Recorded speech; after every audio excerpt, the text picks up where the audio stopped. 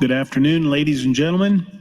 Welcome to the George W. Norris Legislative Chamber. The afternoon session is about to reconvene. Senators, please record your presence. Roll call.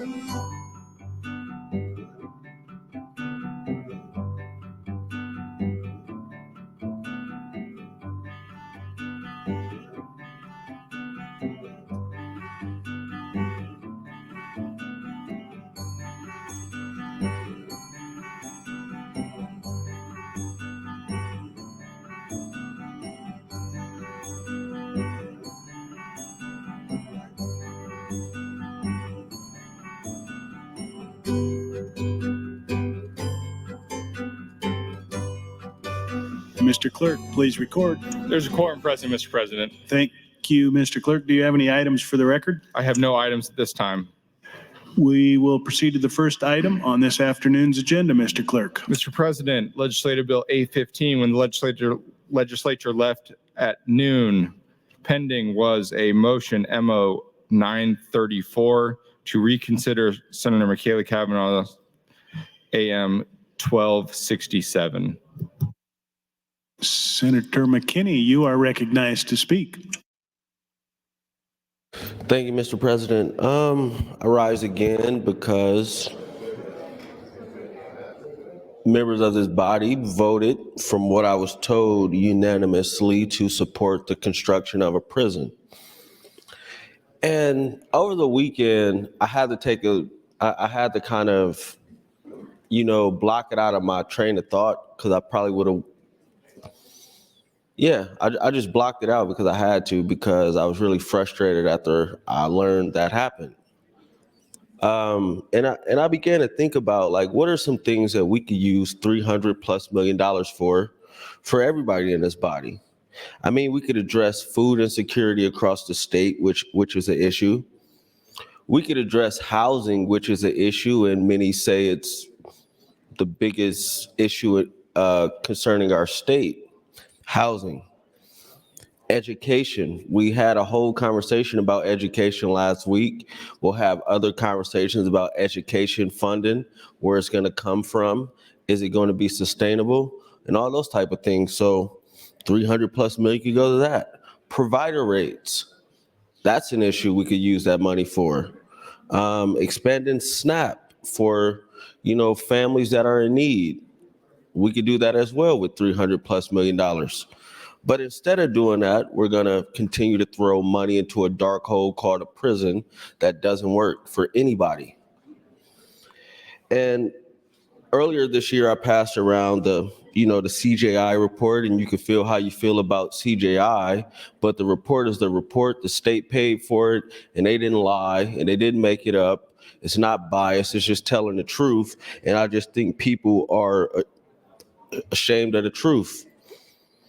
And at the end of this first page of like the snapshot or an update in January of 2023, it said, absent policy changes, Nebraska's prison population is projected to increase roughly 25% by 2030. This growth would likely require building a second prison in addition to the $250 million facility proposed by former Governor Ricketts. That is an issue. Is Nebraska in the business of building prisons and constructing prisons? Is that our, version of, economic investment and building up the state and making Nebraska for everybody? If that is, I don't want to be here. And it's a lot of people that don't want to be here. We should be investing in people and families across this state, into communities. It's just like rural Nebraska, in North Omaha, Lincoln, wherever else. But no, the solution is to build prisons. It doesn't work. And a lot of people will like to claim they're tough on crime or they want to lock criminals up, but 90+% of those individuals who are incarcerated are coming back into society. So we can either do some things to prevent people from going, while we have them, do some things to improve them, to make sure they never go back. But that's not what we're investing in. That's not even been a part of the conversation. There's states actually in this country that are doing some amazing things around criminal justice to address these type of issues. Not the state of Nebraska. I haven't heard anything that's innovative or being thought outside the box to better improve the lives of the individuals we decide to incarcerate. We just want to lock people up, be able to say, I voted for a prison to keep criminals inside and feel good about it, and you might go to sleep at night. Because a lot of individuals don't have to go visit the prisons and see people that you grew up with, you went to grade school with, high school with, people that you slept on pallets with and ate meals with as a kid.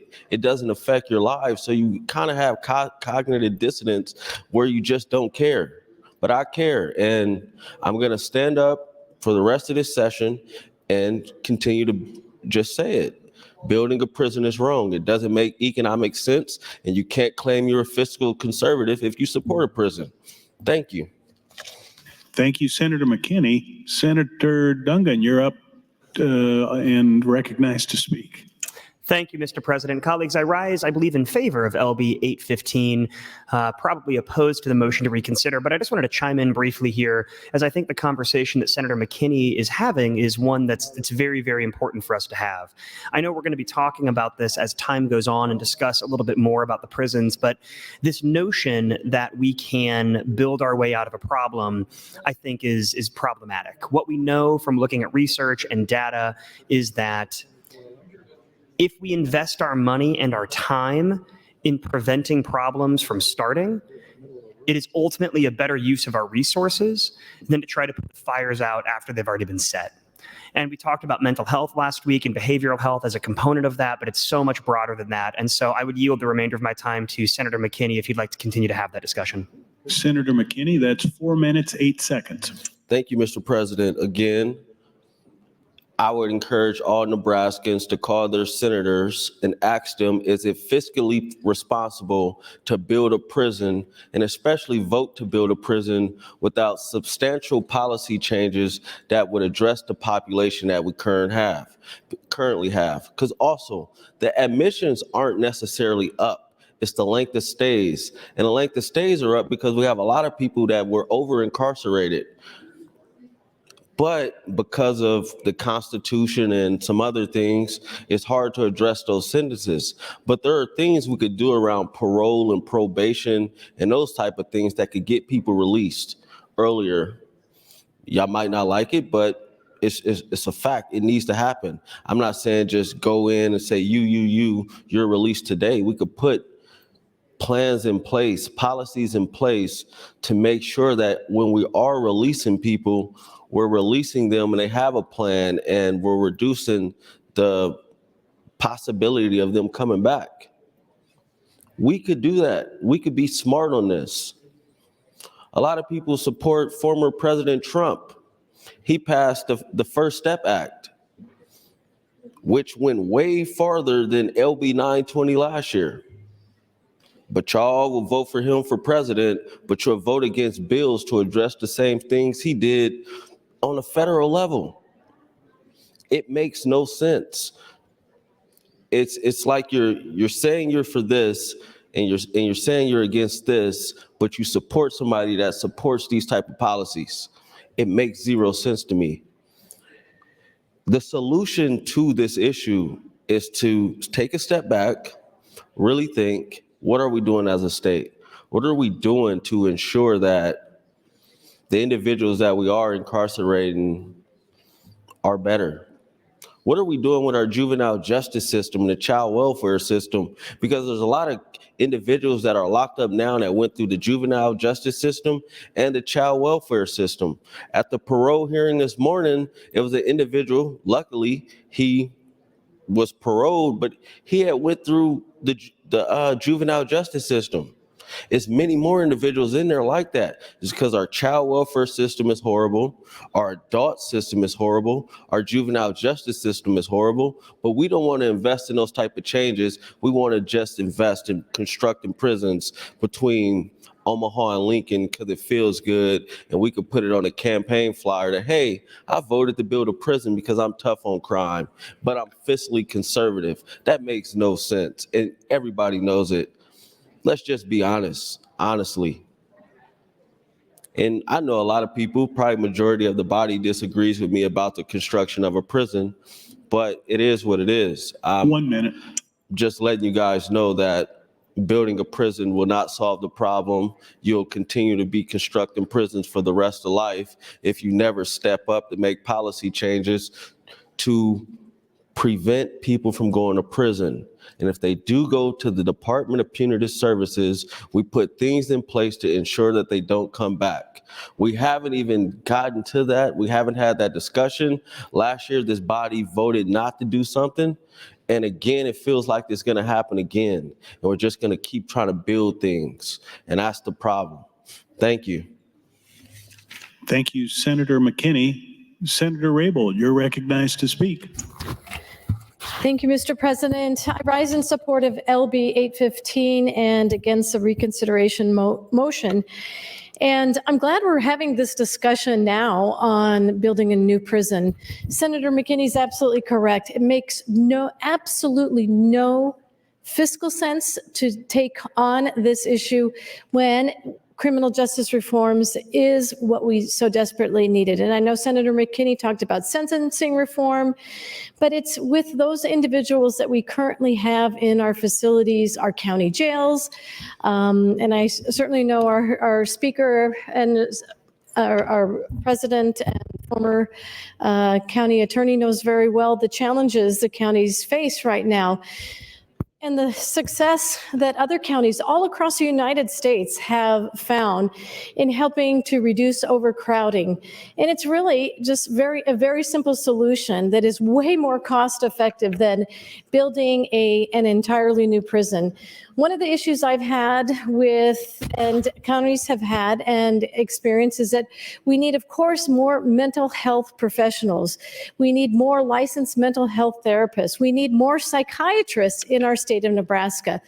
Instead of building a new prison, we should really be doing an expansion in our regional center that is set up to house those individuals that have been sentenced to go to the regional center to either have their competency restored so they can serve out their sentence in the penitentiary, or they can get actual treatment they need to become a more productive person.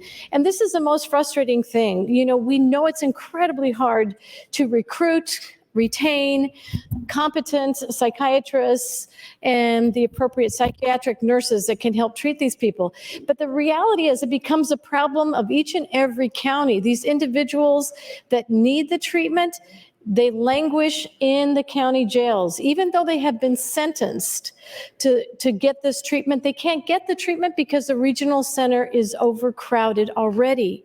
This is incredibly frustrating. And you know, we've known that other state senators have passed great solutions to this measure, like Senator Matt Hansen last year passed a resolution and a bill that required the state of Nebraska to compensate the county jails that are actually holding these inmates that have been sentenced to go to the regional center, but they're in our county jails for 90, 120, 160, 180 days, not getting the treatment they need because the regional center is overcrowded. These people need treatment. And those are the programs that we know succeed without a doubt. The problem-solving courts. They're incredibly successful, but what do they need? They need more staff. They need more licensed mental health therapists. They need more counselors to work with this population. Because guess what? They're going to be back in our communities. As soon as they finish their sentence, they're part of our community. And what do we want them to do? We want them to succeed. We want to have the tools they need to be a productive member of our community. So I encourage everyone to really rethink this. You know, if you go to a drug court, it's $17 a day. If you're incarcerated in the county jail, it's probably about $110 a day. And we know that if you're in the penitentiary, it's $30,000 a year. If we want to get smarter on criminal justice, it's not building a new prison. It's really reinvesting in a lot of work that was done in the study that people seem to think is biased one way or another. But we really need to revisit and take up all those reforms and look at the problem-solving courts, like the drug court. 1 minute. Thank you, Mr. President, that have been so incredibly successful.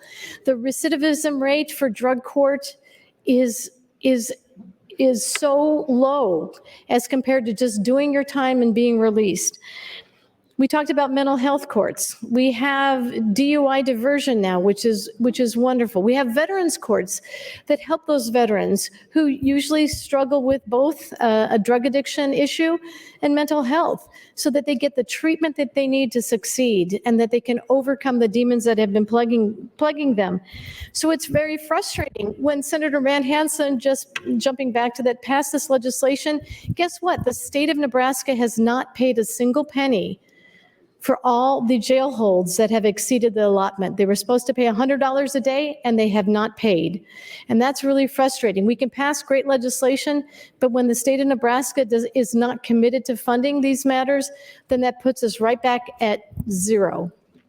Thank you, Mr. President. Thank you, Senator Rabel. Senator McKinney, you're recognized to speak, and this is your third time on the motion. Thank you, Mr. President. So on this report, it had a section on the solution. It said, in the spring of 2020, the Nebraska Legislature debated a bill containing data-driven justice reform policies to reduce the state's projected prison growth while promoting public safety and reducing recidivism. The bill, LB 920, was the product of a year-long effort by a bipartisan group of stakeholders from across the state. The Nebraska Criminal Justice Reinvestment Working Group, based on years of criminological research, LB 920's policies were crafted to maximize taxpayer resources by reserving prison beds for serious offenses, expanding alternatives to incarceration, and improving community-based behavioral health services to interrupt misconduct and prevent crime. Had LB 920 passed, it would have decreased projected prison population growth by over 1,000 people by 2030, saving the state more than $55 million in additional cost. It says Nebraska leaders have a critical opportunity to bring bipartisan working groups together to address these important issues. And it had 5 points, no, 7, that they thought we should pay attention to. 1, preserve prison beds for the most serious misconduct. 2, tailor penalties with severity of conduct. 3, streamline release for people prepared to reenter society. 4, expand alternatives to incarceration. 5, enhance reentry supports for justice-involved people. 6, invest in community-based behavioral health services. 7, support community supervision best practices. It's things we should do, but things we elected not to do last year. But instead of doing that, we come back to this session and say, hey, last year, we didn't pass a criminal justice reform bill that could have potentially saved the state $55 million. Instead of that, we're going to vote in the budget to spend $330+ million because we didn't want to do things that would reduce the cost to the state. And we talk about cutting budgets, being fiscally conservative, saving money for the state. Oh, that costs too much. Why do you need money for this or that? I just don't get it. I really don't. That instead of saving money for the state and being fiscally conservative, we want to just build prisons.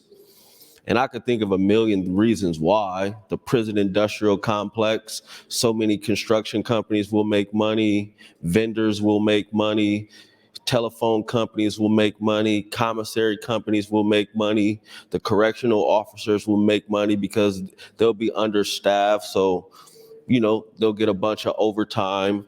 It's a lot of reasons why I probably believe that, the maintenance on NSP was deferred, because many people see it as an economic tool to get more money at the expense of men and women in our state that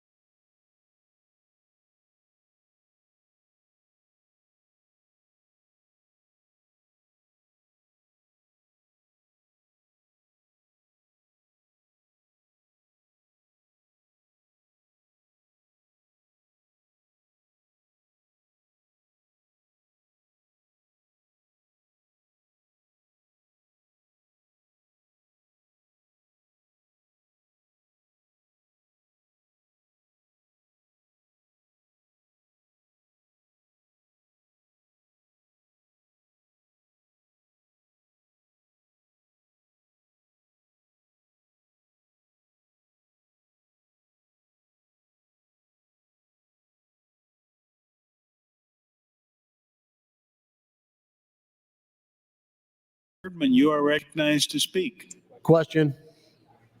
Question has been called. Do I see 5 hands? I do. The question is, shall debate cease? All those in favor vote aye. All those opposed vote nay. Request for a roll call vote. Mr. Clerk. Senator Aguilar. Voting yes. Senator Albright. Senator Arch. Senator Armendariz. Senator Ballard. Voting yes. Senator Blood. Senator Bosson. Senator Bostar. Senator Bostelman. Senator Brandt. Voting yes. Senator Brewer. Voting yes. Senator Breezy. Voting yes. Senator John Kavanaugh. Voting no. Senator Michaela Kavanaugh. Voting no. Senator Clements. Voting yes. Senator Conrad. Voting no. Senator Day. Senator DeBoer. Voting no. Senator DeKay. Voting yes. Senator Dorn. Senator Dover. Senator Dorn. Voting yes. Senator Dover. Senator Dungan. Voting no. Senator Erdman. Voting yes. Senator Frederickson. Voting no. Senator Holleran. Voting yes. Senator Hansen.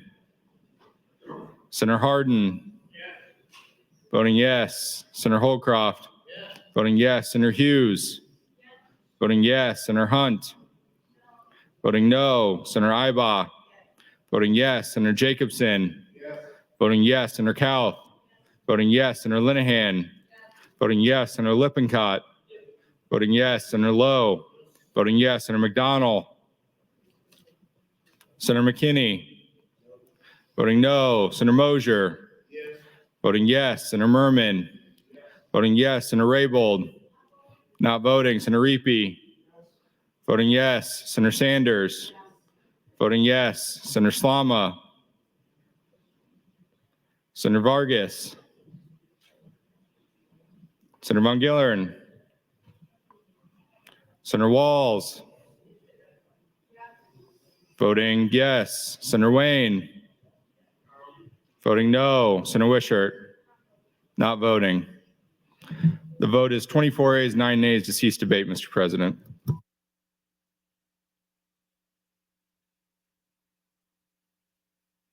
Returning to the queue. Senator Conrad, you are recognized to speak.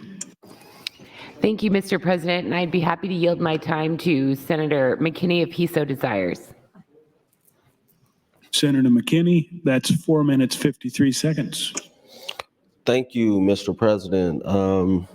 Continue this conversation on this report.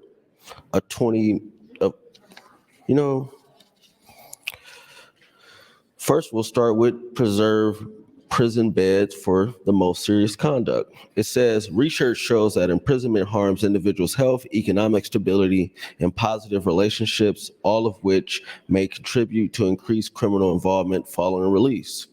Moreover, there is no conclusive evidence suggesting that longer prison stays are more effective at reducing recidivism or protecting public safety than shorter stays. And in certain contexts, longer stays have been shown to increase the likelihood of recidivism. Despite these findings, the average length of stay on a prison sentence in Nebraska grew 38% from 2011 to 2020.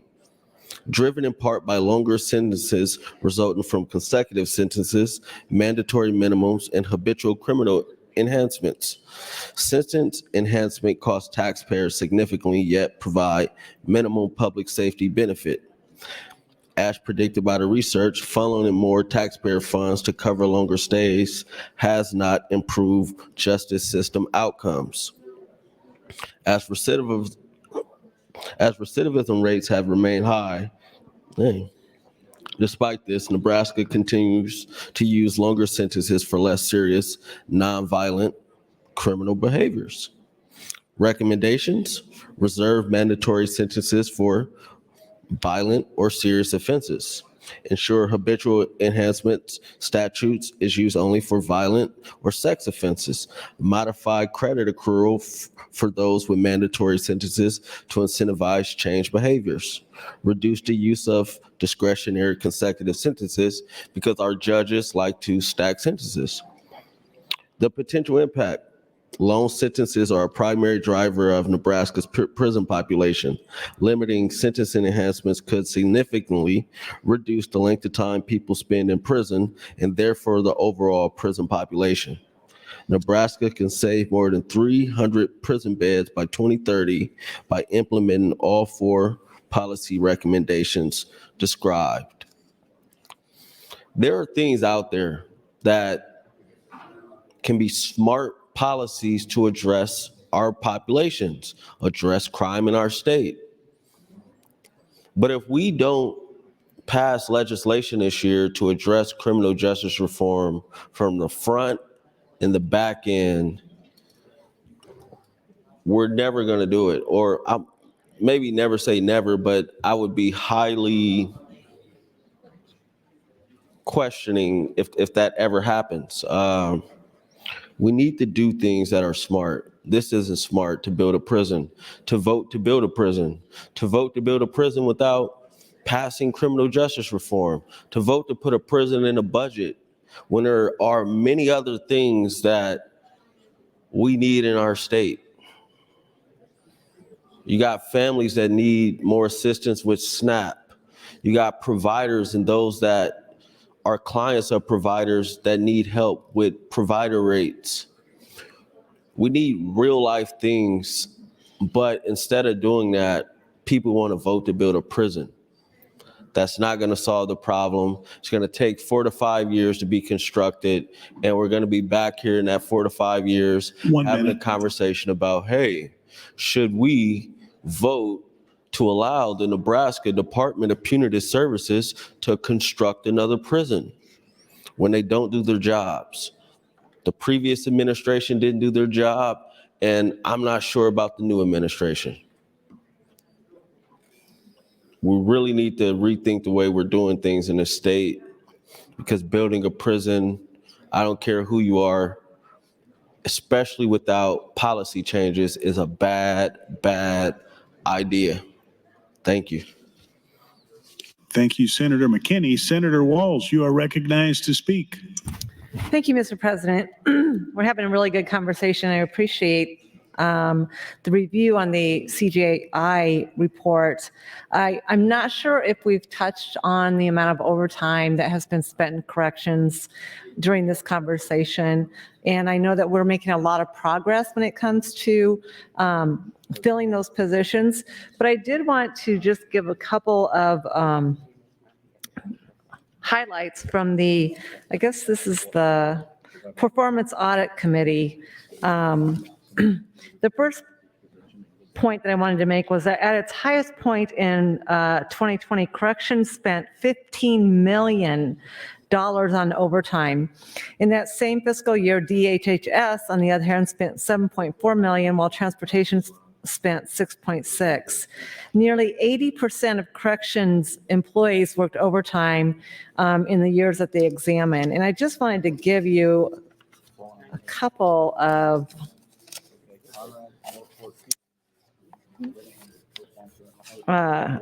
examples of correction employees and what they've earned only just in overtime. And I'll just go to 2020. A unit caseworker at the Lincoln Correctional Center made $89,873 in overtime. Officer corporal, $66,571 in overtime. A unit case manager sergeant at the Nebraska State Pen, $65,794 in overtime alone. So I just wanted to highlight that also the overtime and not being able to fill those positions has also been a tough thing to do. And with that, I'm going to yield the rest of my time to Senator McKinney. Thank you. Senator McKinney, that's 3 minutes, 4 seconds. Thank you, Mr. President. So number 2 on this was tailored penalties with severity of conduct. Criminological research has consistently found that incarceration is not more effective at reducing recidivism than non-custodial sanctions, such as probation. In fact, incarceration may lead to higher rates of recidivism for certain types of lower level behavior, like drug offenses and technical violations, and is significantly more expensive to taxpayers than alternatives to incarceration. But do we really care about taxpayers in this building? The total cost to house a person in state prison is over $40,000 per year. Given that, it is critical that Nebraska policymakers ensure that the length of a prison sentence corresponds to the severity of the conduct. Let's look at drug possession. Drug possession was the leading offense for admission to Nebraska's prisons in 2020. Unlike many other states, Nebraska categorizes possession of controlled substances other than marijuana as a felony, regardless of the amount possessed. This means that people who are addicted to drugs and in possession for personal use, not for sale, are punished with felony sentences. Research suggests that deterrence does not work for many drug users because of the seriousness of their behavioral health disorders. A more effective response would be good. Last year, we had a discussion about decreasing the penalties for people with low-level drug offenses. And many people argue back saying, no, we need tough sentences for people that are caught with drugs. It's a way that, it'll force them to change. The reality is that's not true. Everybody knows it's not true because anybody that's dealing with an addiction, it takes time. You can't force somebody to change, especially when they're dealing with addiction. And you're especially not going to force them to change when you criminalize people with health issues and addictions. We should be investing in mental health services and substance abuse services and things like that. I would support $300 million construction of anything around mental health and substance abuse because that's what's needed, but not a prison just to house them and not address their issues. Thank you. Thank you, Senator McKinney. Senator John Kavanaugh, you're recognized to speak. This is your 3rd time on the motion.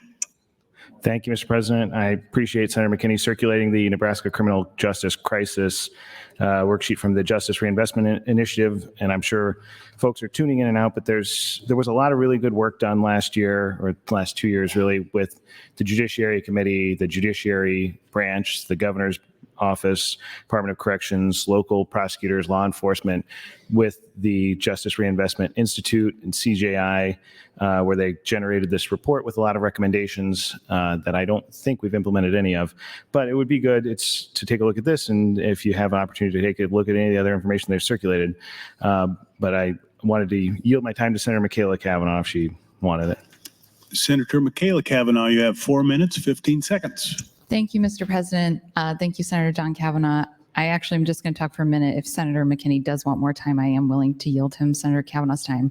I don't have any more time, except for my closing. I just wanted to comment on, so this morning when I did a call of the House, the call of the House failed. So I said I'm not going to do calls of the House today because you all are doing a disservice to each other by voting against a call of the House, which we just saw in practice. Because I didn't do a call of the House, Senator Erdman's motion to call the question failed because there were not enough people in here to vote for calling the question. And that is why when people do a call of the House, you generally want to vote for the call of the House, because especially if it's something that you want, you need 25 votes to make it happen. So if there aren't enough people in the chamber, then you're not going to have enough votes. So I just wanted to share that important life lesson with you all, since this morning we had the failed call of the House, and this afternoon we had a failed motion to cease debate. And then with that, if Senator McKinney would like the remainder of the time, I'm happy to yield it to him. No, he's okay. That's all right. I will, he's good on time. I will just take a few minutes then to talk. So we are still on my motion to reconsider on my amendment to increase the appropriation by $10,000 for legislator salaries. And so this bill, I think if we take our dinner break at 5:30, I think this bill will go to something around 7:01 p.m. If we don't take our dinner break at 5:30 and we work through and take our dinner break after this bill, then it'll go till 6:31 p.m. So just assume, I guess, the speaker will let us know, but that was my math on cloture on this. So, and we have a long list of general file bills on the agenda after this. So I've been talking today about 574, as I usually do. Because that is the whole reason that I am talking on LB 815. And I know it gets the ire of many of my colleagues that I am talking about a bill that we are not debating. But the reason that I am talking, period, is because of LB 574. So I'm going to talk about it. So LB 574, the compromise, air quotes for our transcribers, compromise amendment, is an amendment that discriminates based on gender identity specifically. The amendment does not outlaw top surgery for minors, period. The amendment to LB 574 does not outlaw top surgery for minors, period. It does outlaw top surgery for transgender minors. 1 minute. So, if you are a boy, you were born a boy, you identify as a boy, and you have breast tissue, and you are a teenager, and your parents and your medical provider agree that you should have surgery to remove that breast tissue, under the amendment of LB 574, you can do that because you're a boy who wants to be a boy. If you are a boy, born a boy, but you identify as a girl and you want to have breast tissue implanted or breast implants, I don't know all the medical terms, I'm going to get them all completely wrong. If you want to have breast implants and you are biologically a boy and you want to live as a girl, you cannot. That is a huge problem with the amendment, the compromise amendment to LB 574, and it should not bring anyone on board because it is pure discrimination in literally its purest form. Thank you. Thank you, Senator Kavanaugh. Senator Dungan, you're recognized to speak.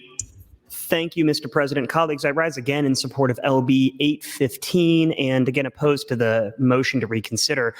The reason that I punched in again originally was I was going to yield a little bit more time to Senator McKinney, but he indicated he didn't need that at this point in time.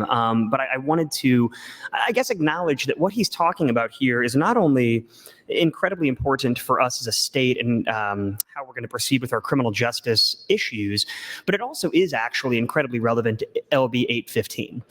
In LB 815, we're talking about the amount of money that's being appropriated, for example, for legislature pay. What we're talking about with all of the appropriations is what is the best way and most effective way to spend our taxpayer dollars. And when I was out knocking doors, one of the things that I was told on a regular basis is that constituents across the entire political spectrum want to make sure that their tax dollars are being used in a way that is fiscally responsible, but also in a way that's getting essentially the biggest yield on the return for what they're spending. So I touched on this briefly before on the mic, and I wanted to kind of reiterate this point, expand upon it a little bit. When we invest in services like mental health and substance use disorder treatment, we are doing ourselves a favor by ultimately needing less money down the road to do things like build new prisons or to pay for the ongoing incarceration of individuals who are dealing with things that are primarily addiction issues or substance use issues. And what we know from looking at best practices and from looking at data and from looking at the studies is that over time, we've found when we're dealing with folks with substance abuse issues, we need to have a more nuanced and complicated approach for how we deal with these issues. And what do I mean by that?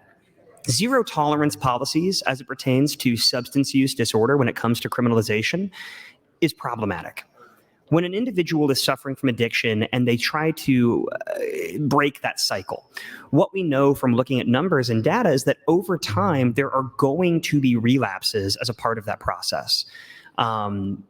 I know it's much more complicated than that, and I'm sure there's some practitioners watching who want me to get into more details, but at the end of the day, we know that when somebody is dealing with substance use disorder, they're going to continue to struggle, and there's going to be relapses, and there has to be certain accommodations along the way for that process.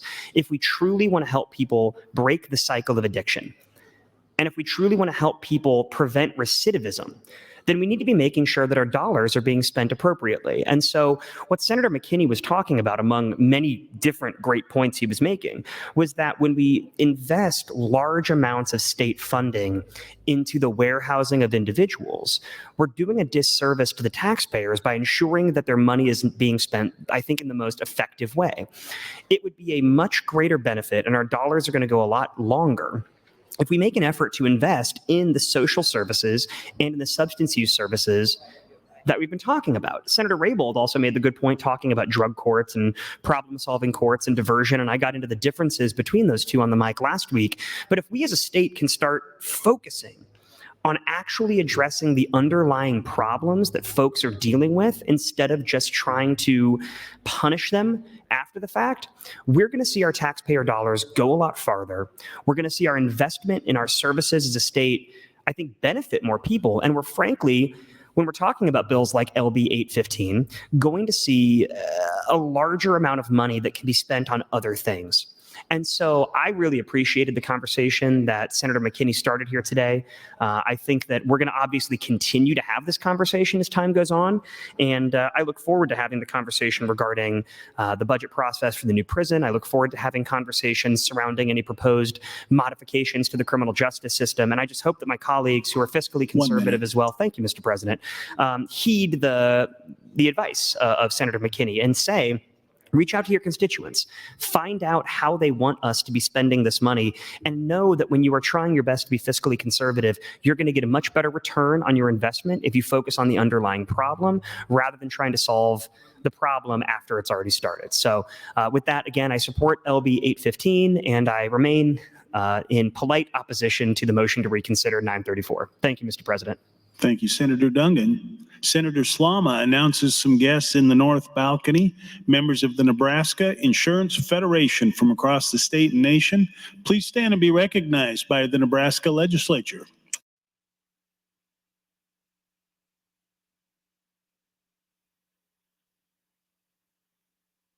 Senator Raybould, you're recognized to speak. Thank you, Mr. President. I stand in support of LB 815 and somewhat neutral now on the motion to reconsider. I think this discussion on criminal justice reform is essential since we keep talking about building a new prison. And I'm going to quote a lot of information from an Omaha World Herald article that talked about what is contributing to the overcrowding in our prisons. But the one thing I think we cannot lose sight of is certainly what Senator Duncan has been talking about, Senator McKinney has been talking about. We need to look at the best practices of other communities and states and how they were able to reduce their overcrowding. So again, it comes down to some of the recommendations that were in the criminal justice reinvestment program and reform program. It says overlapping criminal codes that empower prosecutors to stack on additional charges that are typically gun related. So if you are caught if you are caught with a gun in a commission of crime, there's a mandatory sentencing depending upon the crime of either 3, 5, 6 years on top of the crime itself. So the one element that I want to keep weaving through this discussion is it's all gun-related additional mandatory sentencing that is contributing heavily to the current overcrowding in our penitentiary. But the good news is there's hope. There is hope of how we can get out of this predicament. This is an article that was in the Omaha World Herald in 2020. And back then, Governor Ricketts said a new prison would cost $230 million. Well, we're looking at $300 million right now. But other states have been able to embrace criminal justice reforms and rethinking policies. And indeed, one of the ironies in Nebraska that are gun crime laws that were passed, as in many states, at the time when many states were looking at embarking on reforms. So beginning in Texas in 2007, at least 35 states in addition to Texas have launched efforts to curb prison growth and save money. Louisiana, which for years had the nation's highest incarceration rate, enacted changes in 2011 that have helped reduce its prison population 33%. Alabama, which had the nation's most overcrowded prison system before recently being overtaken by our state of Nebraska, has reduced its inmate population count by more than 20% since 2012.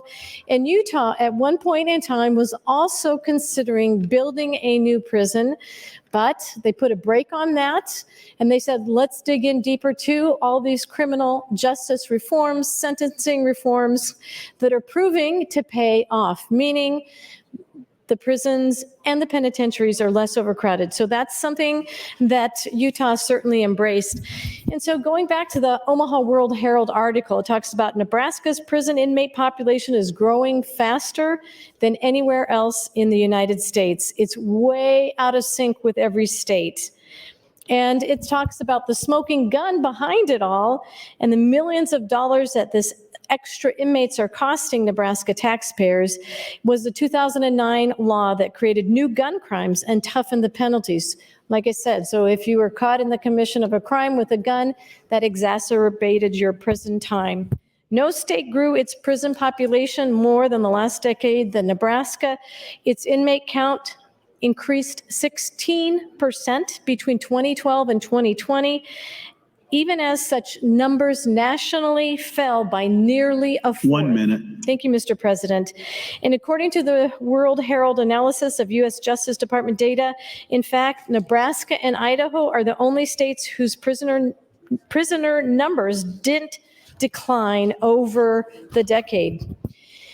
So in between 2008 and 2020, Nebraska corrections record show that the number of inmates whose most serious offense was a gun crime skyrocketed from 85 to 777. That's an increase in more than 800,000. And I want to state the captain obvious. Is that a success when we enact criminal justice reforms that have the reverse impact? Mark Foxwell, a former Omaha and Douglas County law enforcement official who now teaches at the University of Nebraska, Omaha, said, "Are you doing anything to prevent them from carrying a gun in the first place?" And it goes back to the fundamental reason, like, what are That's we your time, doing? Senator. Thank you, Mr. President. Thank you, Senator Raybold. Senator Lowe, you're recognized to speak. Question. The question has been called. Do I see 5 hands? I do. I do. The question is, shall debate cease? There's been a request for a roll call vote. Mr. Clerk. Senator Aguilar. Yes.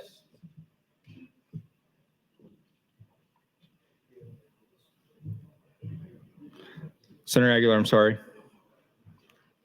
Voting yes. Senator Albright. Senator Arch. Voting yes. Senator Armendariz. Voting yes. Senator Ballard. Voting yes. Senator Blood. Senator Bosson. Senator Bostar. Senator Bostelman. Voting yes. Senator Brandt. Voting yes. Senator Brewer. Senator Breezy. Voting yes. Senator John Kavanaugh. Voting no. Senator Michaela Kavanaugh. Voting no. Senator Clements. Voting yes. Senator Conrad. Voting no. Senator Day. Voting no. Senator DeBoer. Senator Decay. Senator Dorn. Voting yes. Senator Dover. Senator Dungan. Senator Erdman. Voting yes. Senator Frederickson. Not voting. Senator Holleran. Voting yes. Senator Hansen. Senator Hardin. Voting yes. Senator Holcroft. Voting yes. Senator Hughes. Voting yes. Senator Hunt. Senator Ibaugh. Voting yes. Senator Jacobson. Voting yes. Senator Kauth. Voting yes. Senator Linehan. Voting yes. Senator Lippincott. Voting yes. Senator Lowe. Voting yes. Senator McDonald. Senator McKinney. Voting no. Senator Mosier. Voting yes. Senator Merman. Voting yes. Senator Raybold. Not voting. Senator Reapy. Voting yes. Senator Sanders. Senator Slama. Senator Vargas. Voting no. Senator Von Gillern. Senator Walls. Not voting. Senator Wayne. Voting yes. Senator Wishart.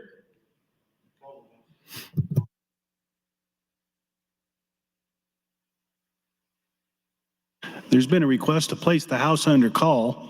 The question is, shall the House go under call? All those in favor, vote aye. All those opposed, vote nay.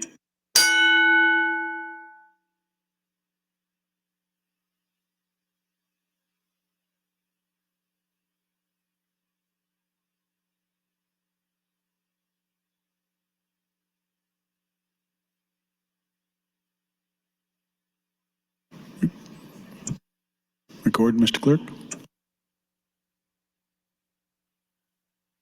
7 ayes, 1 nay to place the House under call. The House is under call. Senators, please record your presence. Those unexcused senators outside the chamber, please return to the chamber and record your presence. All unauthorized personnel, please leave the floor. The House is under call.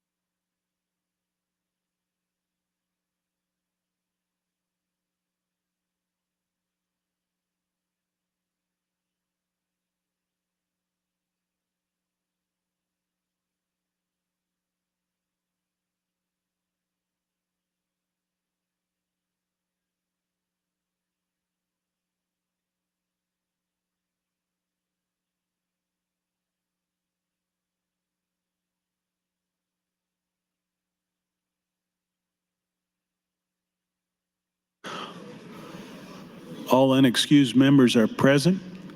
The question is, shall the House go under call? Oh, excuse me. The question is, shall debate cease? A roll call vote has been requested. Mr. Clerk. Senator Aguilar, voting yes. Senator Albright, voting yes. Senator Arch, voting yes. Senator Armendariz, voting yes. Senator Ballard, voting yes. Senator Blood, voting yes. Senator Boston, voting yes. Senator Bostar, not voting. Senator Bostelman, voting yes. Senator Brandt, voting yes. Senator Brewer, voting yes. Senator Breezy, voting yes. Senator John Kavanaugh, voting no. Senator Michaela Kavanaugh, voting no. Senator Clements, voting yes. Senator Conrad, voting no. Senator Day, voting no. Senator DeBoer,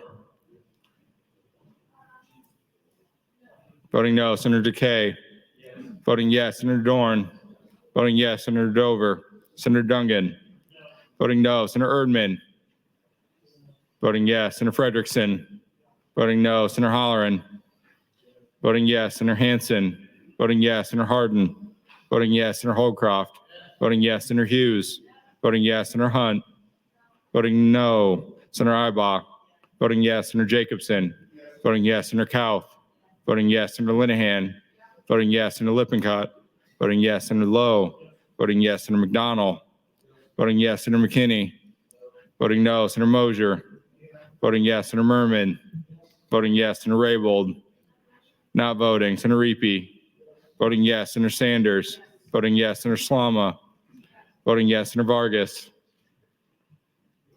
voting no. Senator Von Gillern, voting yes. Senator Walls, not voting. Senator Wayne, voting yes. Senator Wishart, not voting. Vote is 34 ayes, 10 nays, Mr. President, to cease debate. Debate does cease. Senator Michaela Kavanaugh, you're recognized to close on your motion. Thank you, Mr. President. Colleagues, I am just tickled pink by all of this. We had two motions to call the question that the first one failed, the second one almost failed, but then we had to call the House. I don't know who called the House, but there was no one in the queue. So if you had not called the House, I would have just gone to my closing. But the call of the House was successful, then the motion was successful. And I hope that the lesson we can all take away from this is that we should probably vote for calls of the House. Because when we don't, we hurt each other. This morning, I had a call of the House, and the majority, 16 people voted against the call of the House, and 13, I think, voted for it, and then there was however many remaining not in the chamber. And so I said, okay, I'm not going to call the House anymore today. That's fine. I'm just doing it to be collegial. And look what happened. I was just trying to be nice, y'all. And you keep voting against the call of the House because it was me. I'm not doing it to do myself any favors. I got amendments after amendments after amendments. I don't care. I'm doing it to be polite to you. And I don't understand how hard it is for you all to comprehend just basic etiquette in the workplace.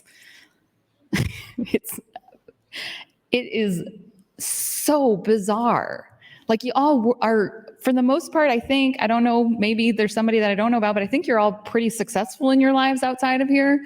How are you successful when you are this rude to one another? It makes no sense to me. It makes no sense to me whatsoever. It is just common decency. Call the House, vote green. Not hard. You're not taking a vote on an amendment. You're not taking a vote on a motion. It is common decency. And you know when it's really going to matter? It's really going to matter when you decide to vote against a call of the House when there are so few people in here because it's a late night and we need 25 votes just to adopt an amendment that the majority agrees with, but the call of the House fails. And so the chair has no choice but to proceed. without the members here. And colleagues, today is a late night. This is going to start happening. Stop being rude to one another. I got nothing. I have got nothing. I don't have a single bill out of a single committee. You are not hurting me by being rude to one another. You are just hurting one another. I don't care if a motion passes or fails. It doesn't matter, because I got another motion and another amendment and another after that. So, because I appreciate so much the due diligence and the great effort of our clerk, I am going to sit down and let us have a machine vote on this, because he definitely deserves a break from this bad behavior of not calling the House and then doing roll call votes, because I'm still going to do a roll call vote normally, not now, but normally I'm still going to do it. And that's not fair to the clerk either, because you know I'm going to do a roll call vote and you can't stop me from doing a roll call vote. So again, when you vote against a call of the House, then the clerk is like looking around to see if he's missed somebody, and you're just being rude all over again. Stop being rude. Just stop. Stop being rude to each other. Under the guise of being rude to me, cutting me down, trying to be small towards me, you're not doing that. You're being small towards each other and towards staff. Thank you, Mr. President. Thank you, Senator Kavanaugh. The question is the motion to reconsider. All those in favor, vote aye. All those opposed, vote nay.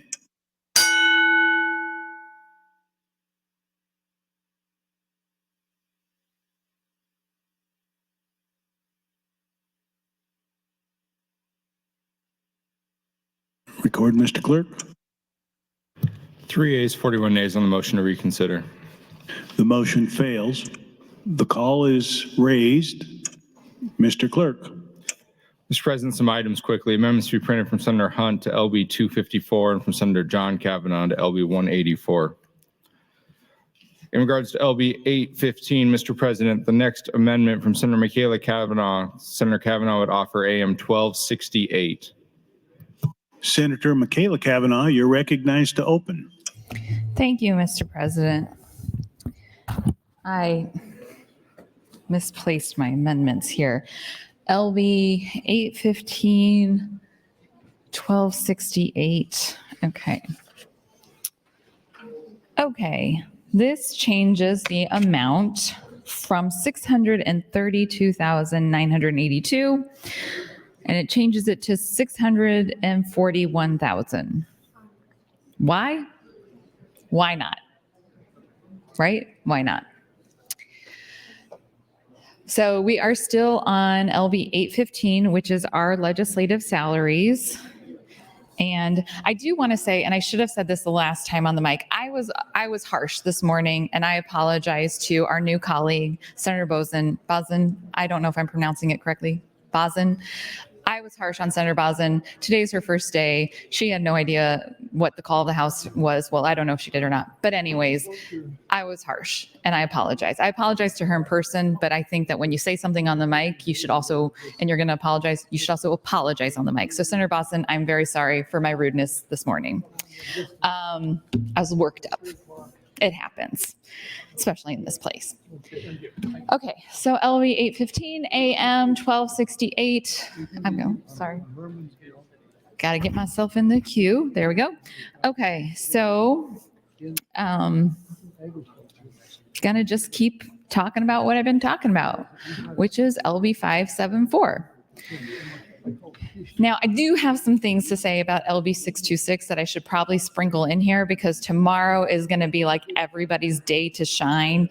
Everybody's going to want to talk, and we're all going to get to talk for like 10 seconds. No, we get our 5 minutes, but we're all going to get like 1 5 minute, and people are going to call the question on that when there's like, you know, a bazillion people in the queue. So that'll be a whole nother thing. So, okay. 574. 574 is a bill that prohibits gender affirming care for trans youth. Not good. Just baseline, not good. I'm putting a pin in that whole thing. I am only talking about Senator Jacobson's amendment to take it down to just surgery, because this amendment is what brings several senators who oppose the underlying bill on board. And I'm going to keep talking about why that amendment is bad.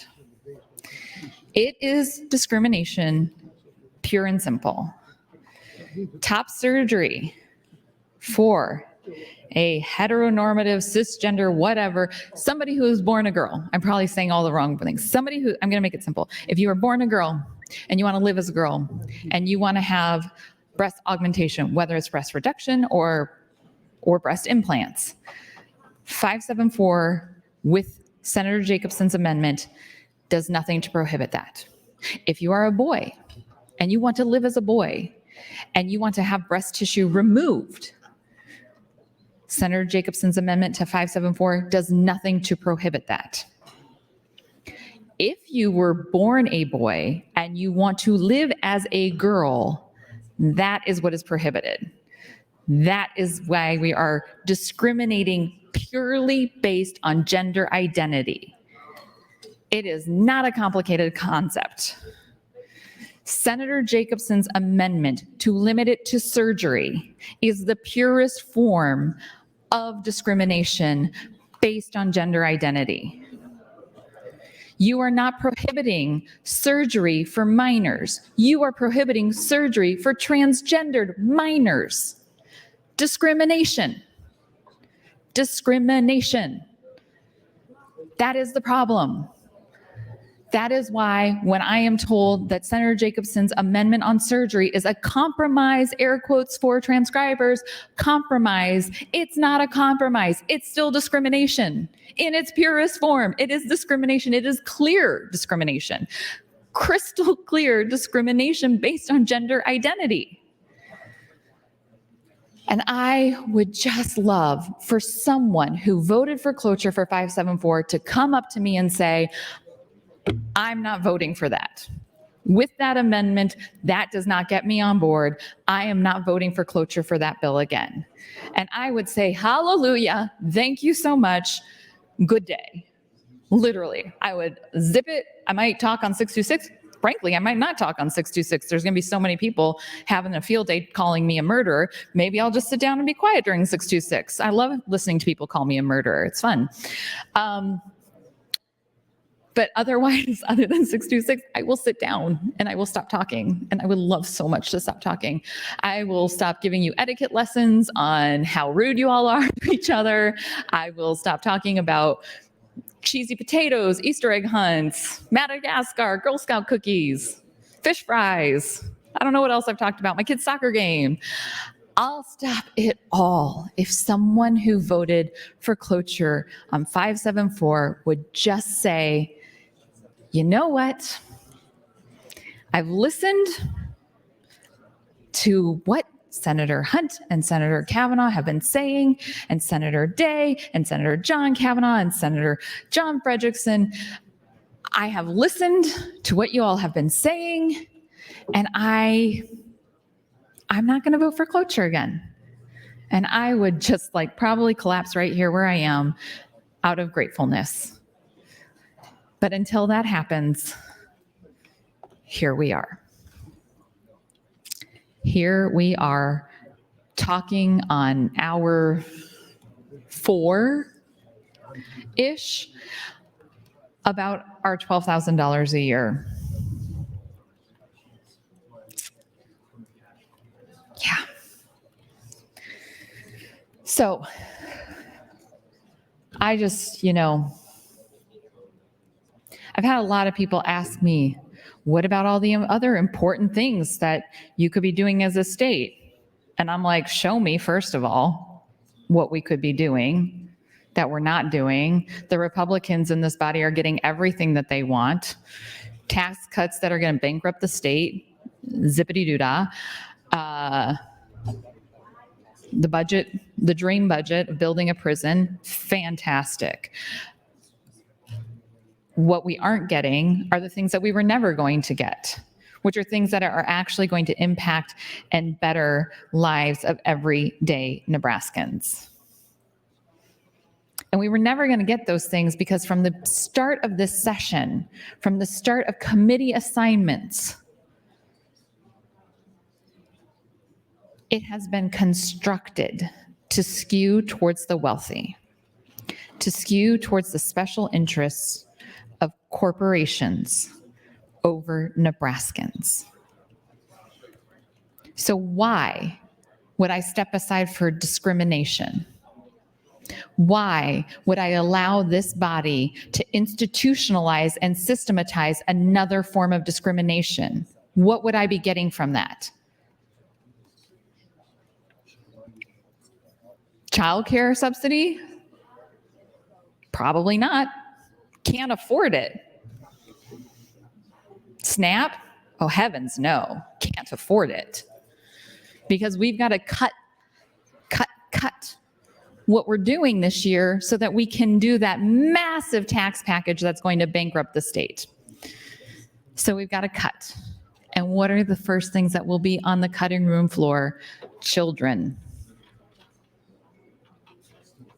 So I'm not going to step aside so that you can do it faster, so that you don't have to work as hard to adversely impact the economy of Nebraska. 1 minute. For special interests and corporations. I'm not going to allow you to legislate hate and discrimination into our statutes so easily.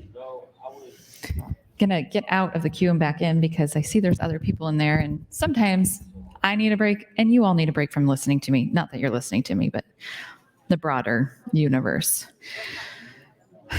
When I do get back on the mic, I probably will continue talking about 574, but I also have more to share about 815, and I didn't finish reading the testimony from Open Sky that I had started this morning, so I do plan to get back to that on my next times in the mic. So,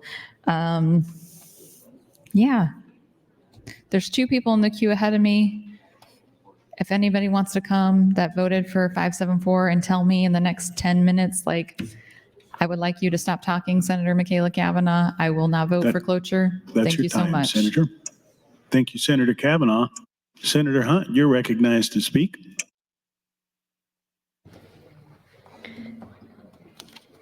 Thank you, Mr. President. Senator Cavanaugh, the other person in the queue is Senator Erdman, probably to call the question, so that's fine. I have been go since this morning, and I have not really had a chance to catch up on the news or read some of the things I wanted to read that are going on. And I was tagged, you get these little notifications, I was tagged in this article in the Washington Post, and I haven't had a chance to look at it. I didn't know that they were writing this, and I said that, and the authors Greg Sargent and Paul Waldman from the Washington Post told me, well, we tried to reach out to you and I totally missed it. But I'm really concerned and bothered about how radical the conservatives in this body have gotten. I think that in Nebraska, we've always been very proud of our nonpartisan culture of, the independence and kind of libertarian energy that we have as lawmakers. And this used to be a place where you couldn't really be bought. And that was a point of pride for people. If someone did something for me and I decided to go along with however they wanted me to vote, I would be mortified. That's, why do you work so hard to gain this power and have all this power and then you use it to do what other people want? Like, embarrassing, could not be me. But I wanted to pull up this article because I have not had a chance to read it. And I would like to read it in real time with you. I want to open it in my browser. So it's Washington Post. It's an opinion piece. It says, "Meet the young Democrats waging war on MAGA from behind enemy lines." And they use a picture of me from 2020 where I'm wearing a mask. So already, of course, people on Twitter are like, oh my God, take off your mask. Masks don't do anything. And it's like, yeah, it's 2023. This picture's kind of old. But it says, catalyzing events in U.S. history have a tendency to shape generations of public officials. In the 1920s, prohibition and the GOP's depression economics gave rise to the New Deal Democrats. Racial and cultural repression in the mid-20th century spawned classes of lawmakers fighting for the rights revolution. In the 1970s, the Vietnam War and Watergate inspired the anti-war Watergate babies to run for Congress. It might be happening again. The reactionary turn underway in many red states is beginning to shape a new generation of young Democratic officials. I would say not even just Democratic. I don't like it when the press does this. It's not a Democrat thing. It's a reasonable person thing. Many of whom will one day be the party's leaders, whatever party. In these red states, young Democrats are entering local politics and developing public presences in response to the far-right culture warring unleashed by GOP majorities.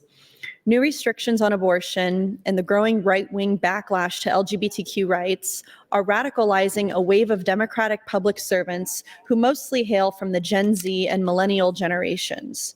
I want to make a note to speak about something on that.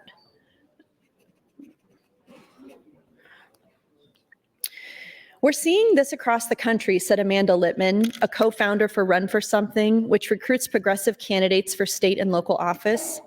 It's no coincidence that some of the loudest voices pushing back are young leaders in red states, often from urban environments, often people of color, often queer themselves. Last week, after the GOP-controlled state legislature in Tennessee expelled 2 young Black lawmakers for protesting gun violence, sidebar, I cannot believe we haven't talked about that yet. That was off the wall, and I've got some stuff to say about that. It goes on, and after a Texas judge invalidated federal approval of abortion medication, Run for Something's candidate recruitment spiked. Littman said more than half of the new candidates are from red states. What binds these lawmakers and candidates together is an acute sense that the character of the country is on the line and it could determine their own futures. For them, every part of this conversation is personal, Littman said. That's how Florida State Representative Anna Eskamani feels. Anna Eskamani has been one of my legislative crushes and heroes for so long. She's so cool. She got her start kind of like me in a red state working for abortion justice. And so I know her kind of from that world. And I'm so proud to have watched her rise. And I'll continue reading this and finishing my thoughts because I'm getting to a point on my next time. Thank you, Mr. President. Thank you, Senator Hunt. Senator Erdman, you are recognized to speak. Thank you, Mr. President. Many on the floor here believe I was going to call the question. That's not the case. I have a little orange book. Some of you have that same book. It's called the Rules book. So I've been reviewing those, and there are sometimes interesting things you find in there. Rule 2, Section 7A. This is a senator desiring to speak. That's the heading. It says, when a member desires to speak in debate or to deliver any of a matter to the legislature, he or she shall rise from his or her seat and respectfully address himself or herself to Mr. or Madam President. It goes on to say, a member shall speak only when recognized and shall confine his or her remarks to the question before the legislature. Let me read that real slow one more time so you can understand it. A member shall speak only when recognized and shall confine his or her remarks to the question before the legislature. Does anyone in this room or listening to me understand what that says? It says when you get up to speak, you should talk about the legislation that's on the board. That's what that means. A member shall speak only when recognized and shall confine his or her remarks to a question before the legislature. Today, the question is not LB 574. The question is LB 815. We've been doing this for nearly 60 days. It's time someone adhere to the rules. I don't know how much more plain I can make it. Thank you. Thank you, Senator Erdman. Senator Michaela Cavanaugh, you're recognized to speak. Oh, remember, you have to talk. Yeah, you have to talk, Senator Erdman. Or you can stand 5 minutes silent, apparently. If you want to cast judgment on how I am conducting myself in debate, you should hold yourself to the same standard. So, returning to LB 815, AM 1268, which increases the appropriation from $632,982 to $641,000, because I thought that might be a more appropriate round number. I wanted to continue reading the testimony in opposition to LB 815, again, germane to the topic at hand. So, let's see here. Ended with talking about the Perkins Canal. As to our main concerns, this is from Open Sky. The proposed budget shows structural receipts falling behind expenditures, creating a structural imbalance for the following biennium. This to us calls into question the long-term sustainability of this proposal. It clearly leverages the state's current boom from federal pandemic funding, and we're concerned this proposal wouldn't allow the state to manage its finances sustainably. There are 6 major tax and spending items in this proposal, and using a temporary revenue windfall to fund permanent obligations could require the state to rely on the cash reserve to fund the state's other equally important services. The cash reserve, however, may not be a reliable source of funds for long, as the budget includes items that will diminish the state's ability to raise revenue and thus replenish the reserve. Next, we believe the amount of money left for the floor in this proposal is not sufficient. $218 million is about 11% of the general fund variance as of the Tax Review Committee in November, and the remaining 89% is set aside for other items like tax cuts and the Education Future Fund. While we support increasing funding for public K through 12 education, we're nonetheless concerned about the sustainability of this investment, given there's no new revenue source to pay for it, and the fact that the governor is proposing to cut taxes simultaneously. There are a number of other proposals introduced by senators that also reflect important state priorities, with which total well beyond $218 million. Very few would be able to receive funding under the governor's budget. At the same time, based on the governor's financial status, it appears as though it assumes the $218 million variance goes unspent. The ending balance for the upcoming biennium is $543 million, or $218 million above the minimum reserve. Looking at the following biennium, the entire $543 million ending balance is carried forward. This concerns us as it indicates that the budget proposal consumes our current robust fiscal situation and leaves no room for anything else. We're also concerned about the 1.3% spending growth is not enough to sustain state services in the current time of high inflation. While there are varying levels of proposed increases across the board, we're concerned the overall low spending growth will lead to cuts. The university, for example, is proposed to get a 2% increase, but that's unlikely to sustain them. They've said as much. They're facing a $38 million funding gap. To be clear, this proposal spends the $1.9 billion variance down, even if general fund spending is held low. We urge the committee to consider leveraging more of the state's current finances to bolster services. I will get back in the queue and talk about the bill and anything else that I feel like talking about. Thank you very much. Thank you, Senator Cavanaugh. Senator John Cavanaugh, you are recognized to speak. Thank you, Mr. President. I love talking about the bill that's before us whenever we're talking about it, but I do think that what is relevant to the conversation about the bill can range in a wide space. And when we're talking about a bill that's specifically about the salary of the members of this body, really anything about what we do here seems like it might be germane to that conversation.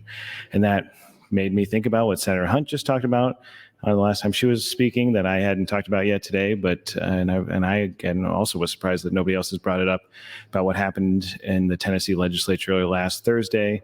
And when Senator Hunt brought it up, it reminded me that I watched that on television on Thursday night with my 9-year-old. And in that conversation, I had to explain to my 9-year-old what was going on. And of course, the beginning place in that conversation was that at a grade school in Tennessee, a few 9-year-old students were murdered by someone who came into their school with a gun.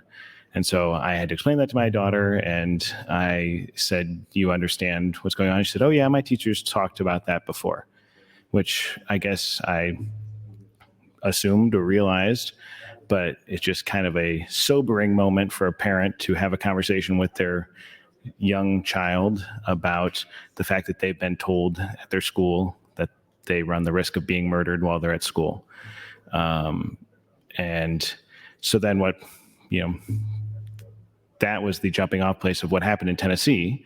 Those 3 members of the Tennessee House of Representatives joined a protest about the fact that the state has done little to prevent those sorts of murders. And as a result of that protest, 2 of the members were expelled from the body and one of them wasn't by a very close vote. And it was basically for speaking out of turn when it wasn't their turn to speak. And so that, I don't know if anybody watched that on television or have read the news about that. And then of course, the thing that sticks out about the difference between the 3 members are the 2 members who were expelled were Black men and the one who wasn't expelled was a white woman. And so one has to question what the difference is and why the outcomes were different for those members. And so how is that relevant to the bill? The way that members of the legislature are burdened and treated, and the tasks before us are often greater than the monetary compensation that's afforded under the state constitution and LB 815, although some would argue that there's no appropriate amount of monetary compensation that would be fitting to put yourself in this position. But a lot of us do it because of the love of the state of Nebraska and the love of our communities and our desire to do good for our communities. So that's why I'm here, but you do it also looking for your children, if you have them, and for your family and your community overall. And again, that conversation with my daughter comes back to me. They're thinking about that similarly situated children took their kids to school that day, 3 parents, I guess, in Nashville, and thought it was a normal day and just like any other, and their kids never came home. And then, of course, there were some adults in that school as well that were murdered as well. 1 minute. Thank you, Mr. President. Those of you who don't know, I drop my kids off at school every morning. That's my routine. I drop them off by 8:05, and then I pick up the other Senator Kavanaugh and drive down here. So every morning, you have that moment. They get out of the car and they run up to the school and you say goodbye and, everything, and just hope you're going to see them at the end of the day. And some people, unfortunately, more and more, growing number of people in this country are realizing their worst fears in that situation. So I think, again, to draw it back to the bill, a lot of things are relevant to what goes on here, especially when we're talking about the legislature itself. Thank you, Mr. President. Thank you, Senator Kavanaugh. Senator Hunt, you are recognized to speak. Thank you, Mr. President. Colleagues, I agree with Senator Erdman, and I would like to speak more about that on my next time on the mic, but first I want to finish the matter I was talking about my last time speaking as it pertains to LB 815. I'll support LB 815 and I'll be opposed to this amendment just because I don't think it improves the bill to just change it to an arbitrary number. There's other things we can do to improve the salaries for lawmakers and for staff and for state employees, but AM 1268 is probably not it. But as it pertains to LB 815, I want to continue reading this piece from the Washington Post. It's titled, "Meet the Young Democrats Waging War on MAGA from Behind Enemy Lines." Okay, before I continue, I want to say for the record, I don't like the phrase MAGA, gross. I don't like the phrase behind enemy lines, not quite right, kind of unfair. And I don't like saying that only Democrats are standing up against this type of thing. I think that this is a function of how politics works in other states. For me, I don't care for it, but this is the language in the piece from the Washington Post that I'm reading. "What binds these lawmakers and candidates together is an acute sense that the character of the country is on the line and it could determine their own futures. For them, every part of this conversation is personal." That's how Florida State Rep Anna Eskamani feels. Like many others, the Democrat was first inspired to seek office in 2018 by Donald Trump's presidency. Now, with GOP majorities in Florida pushing book bans, limits on classroom discussions of race and gender, and a 6-week abortion ban, Eskamani says she often feels under siege. "Sometimes I joke about walking into the Death Star," Eskamani said about entering the state capitol in Tallahassee. "Each one of the communities you care about and the values you cherish are under attack." Eskamani has unleashed rousing broadsides on GOP anti-choice bills and has irritated Republicans with her public mockery of their anti-woke posturing. Because the state's Democratic minority is limited in what it can accomplish, Eskamani says, she stages social media-friendly moments to effectively communicate outside the chamber and communicates regularly with other red state Democrats about what works and what doesn't. That's true. She and I talk often. This fatalistic awareness of the limits on their power and the corresponding use of emotional social media appeals, often highly personal ones, to reach national constituencies are hallmarks of this crop of lawmakers. I would pause here and say it's not even a strategy. I and people in my generation and younger than me are digital natives. So it's not like, oh, let me get online and make people think a certain way, or let me post this so that people relate to me. It's just normal. I mean, I grew up, in one of the first generations where we always had a computer in the house. And, I started my first blog when I was 8. I was on chat rooms and forums, and my parents taught me how to do it all. And, for my kid, it's the same way. So this is just kind of the world that we live in now. It's not even like necessarily strategic. It goes on. In Nebraska, for instance, here we go, State Senator Megan Hunt recently attacked anti-transgender legislation in an intensely personal speech discussing her own son's transition. The next day, Hunt went viral for ripping into GOP colleagues for harming her family. Again, I hate the party. If they had spoken to me, I wouldn't agree with this characterization. "Don't ask me how my weekend was," she told them. "I don't like you." I did say that. 1 minute. Thank you, Mr. President. In Missouri, State Representative Ian Mackey confronts Republicans about anti-trans bills by describing his upbringing as a gay kid in a rural area. He recently told them in a speech, "Every day I think of the kids who are still there who haven't made it out." Whew.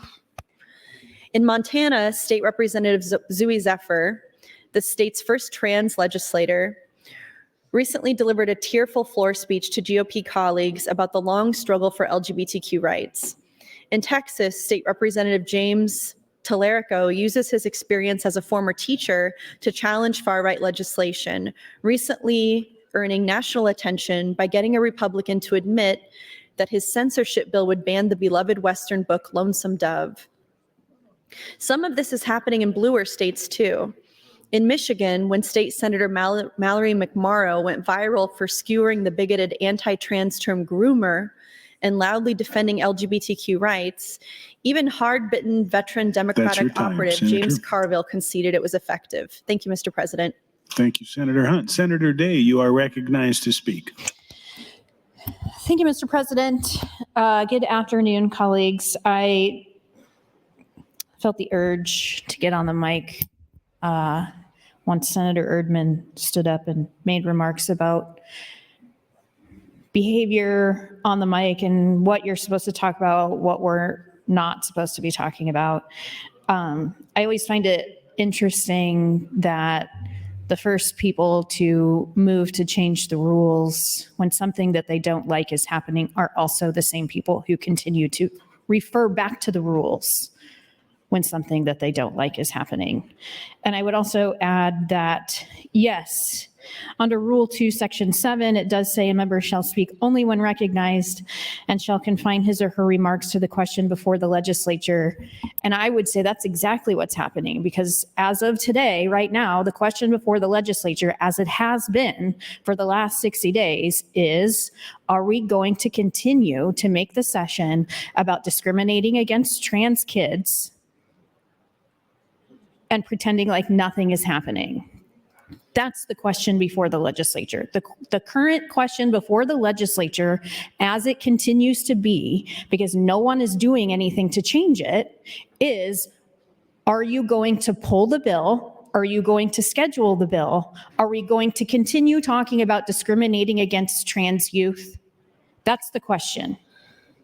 And because no one is doing anything about it, because no one has come to say, here's the compromise, here's how we're going to deal with it, the answer is yes. You are continuing to make the session about discriminating against trans kids. That's the question before the legislature. It doesn't say shall confine his or her remarks to the question on the board. Those are two different things. So until somebody does something to change the status of LB 574, then this is what we're going to talk about, because that's the question before the legislature. And also, I don't know how many times Senator Erdman has stood up on the mic and used his 5 minutes to just stand in silence and say absolutely nothing at all. But if we want to talk about speaking on the mic and what we should say and what we shouldn't say, quite frankly, I don't think Senator Erdman has any room to speak when we're talking about that. So I'll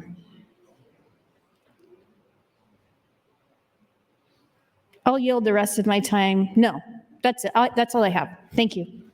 Thank you, Senator Day. Senator Michaela Cavanaugh, you're recognized to speak. This is your last time before your close. Thank you, Mr. President. Colleagues. LB 815 is our salaries. AM 1268 changes the number from $632,000 to $982 to $641,000. Senator Hunt, I am wounded that you wouldn't support this amendment. I'll get over it. I forgive you already. Earlier I talked about the taxes and what we're going to accomplish this session. So I've printed off the article from the Nebraska Examiner about the higher than anticipated fiscal note may require trims in proposed income tax cuts. Before I get to that, I do want to comment on Senator John Kavanaugh's comments. Actually, he and I have not discussed this before, but my children came home from school. This was at the start of the fall semester, and they told me about their active shooter training. And it was heartbreaking to know that my kids have to be trained on how to stay alive at school. And it honestly was a little bit haunting to think that I'm sending them somewhere where I can't protect them and the grownups in the building can't protect them from a very real and pervasive problem in our country. And I do worry.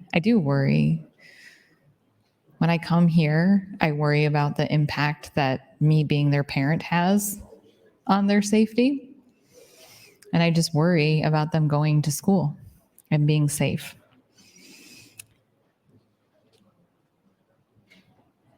And my heart very much goes out to every parent that's ever lost a child, but losing a child to senseless gun violence, preventable. I'm very sorry for all of those parents. So thank you to Senator John Kavanaugh for reminding us about some of the more important things in life. And as Senator Hunt has said earlier today, it's never a bad time to do the right thing. Higher than anticipated fiscal note may require trims and proposed income tax cuts. Main sponsor says some adjustments were to be anticipated, but she has concerns about fiscal estimates. Oh goodness, this is really small font. I'm gonna have to lean in a little bit here. An income tax reduction package moving through the Nebraska Legislature may have to be skinnied up after its estimated fiscal impact came in much higher than anticipated. A new fiscal note released Friday by the Legislative Fiscal Office estimates that Legislative Bill 754 will deliver $3.89 billion in tax cuts over its first 6 years, nearly $900 million more than previously thought. That's quite the rounding error. State Senator Lou Ann Linehan of Elkhorn, the main sponsor of the bill, said Friday that some of the tax cuts called for in the bill might have to be pared back so it fits within the state budget and so it matches dollar for dollar the tax relief by a package of property tax changes and a companion measure, LB 243, or as some of us would call a companion package. These packages, once we get fiscal notes, we have to look at them again and see how they fit in the box, Linehan said. Lawmakers have amended several different bills into proposals, but updated fiscal notes, which estimate the projected final impact of a measure, aren't prepared until after a bill gets past the first round of debate. Was this my last time and then my close? This is your last time and then the close. Okay, thank you, Mr. President. I won't get through this article, so I will just yield the remainder of my time. Thank you. Thank you, Senator Kavanaugh. Senator Hunt, you're recognized to speak. This is your third time. Thank you, Mr. President. And colleagues, I'd be happy to take any time if you'd like to yield it. Senator Michaela Kavanaugh talking about the active shooter drills at her children's school. I kept waiting to hear from my kid, like the fear of an active shooter drill and the trauma. You know, we never had those growing up when I was in school, even though I was in junior high or middle school when Columbine happened. And that was kind of the turning point where we started to really accept school shootings as the price of allowing people like Senator Brewer and other members of this body to have unfettered access to any guns they want. So we never had those active shooter drills, but I kept waiting for my kid to come home and talk about like the trauma of the drill and never said anything at all. And so I asked him once, I was like, do you guys do shooter drills? Because you've never heard about it. Maybe they don't do them. And he was like, oh yeah, all the time. Like what's so disheartening is it's so normal to them. It's like this is sick. Not my kid, I don't know, but these kids make jokes about school shooters. They make jokes about like dying in a school shooting. They don't care that they have these school shooter drills. To them, the gun violence is so normalized and so acceptable, and they've all accepted that they might be in a school shooting and eventually their number is going to come up and it's going to happen to them. It's terrible. It's terrible. And the world is this way because we choose that. And we could just as easily choose to make it any other way. But I want to continue finishing this article on the record before I share some thoughts about this as it pertains to LB 815, which I'll be voting in support for. And in Virginia, Delegate Danica Rome was elected in 2017 as the first openly transgender state lawmaker in the country. She was able to win by making the campaign about non-fraught issues such as traffic congestion. Side note, I remember what Danica Rome's campaign slogan was when she ran in 2017. It was "Make government boring again." And I love like the first trans legislator running and getting elected on just the issue of good governance and government should be boring. And I want to return to the days where you didn't have to like call your lawmaker every week. You didn't have to pay attention to what was happening in the state legislature because you could be assured that they at least weren't trying to take away your civil rights. So her slogan was "Make government boring again." It was great. But now she is also speaking angrily in response to Republicans pushing anti-trans legislation and highlighting her own personal suffering from bigotry. As Democratic strategist Simon Rosenberg told us, many of these younger Democrats, quote, have only known a radicalized GOP and social media. That's the thing, guys. These younger people, not just younger Democrats, we have only ever known a radicalized GOP. Time after time, they have argued that these battles are about something larger than ordinary policy disputes, involving intolerable affronts to people's fundamental dignity and humanity. Intolerable affronts to people's humanity and dignity. And while their procedural parries will mostly fail, just as ours do, they are hijacking media attention and shining it on the culture war cruelties unfolding in their states. Michael Kazan, the author of A New History of the Democratic Party, sees parallels between this generation and previous ones whose deepest political aspirations were shaped in reaction to broad historical events. Quote, every generation seeks to leave its mark, Kazan told us. As before, he added, this one is trying to realize the promise of a multicultural America against a movement or formation that is trying to pull us back to an earlier sense of what America should be. Thank you, Mr. President. It's a cadre, it's a generation of people, and it's not just one generation, it's older people too, who are trying to realize the actual promise of this country and the actual concepts of individual liberty and freedom and being able to pursue your own happiness, whatever that looks like.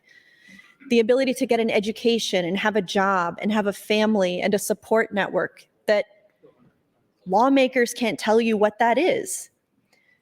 The dream is personal responsibility and personal self-determination, not 49 lawmakers in Nebraska, bringing down the decree of what your family should look like, what your happiness should look like, what your health care should look like, colleagues. We really don't know best. Thank you, Mr. President.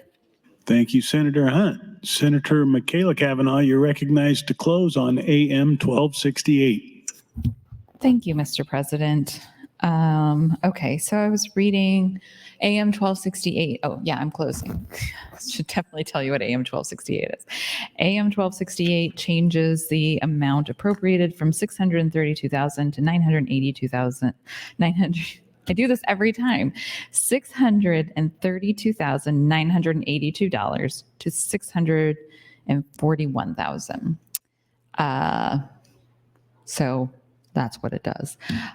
I do want to talk about something. So this was a conversation happening, I think it was before we broke for lunch, about the pages.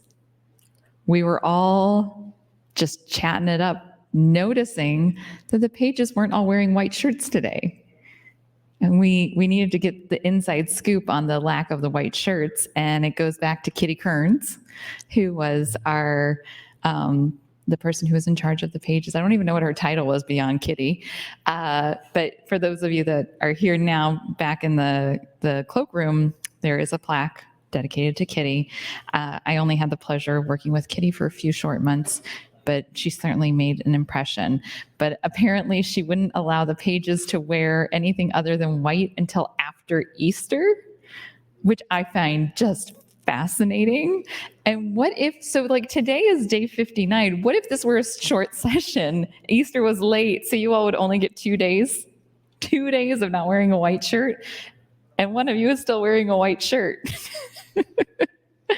So that was the big hubbub in this row earlier today, was talking about the page's splash of color.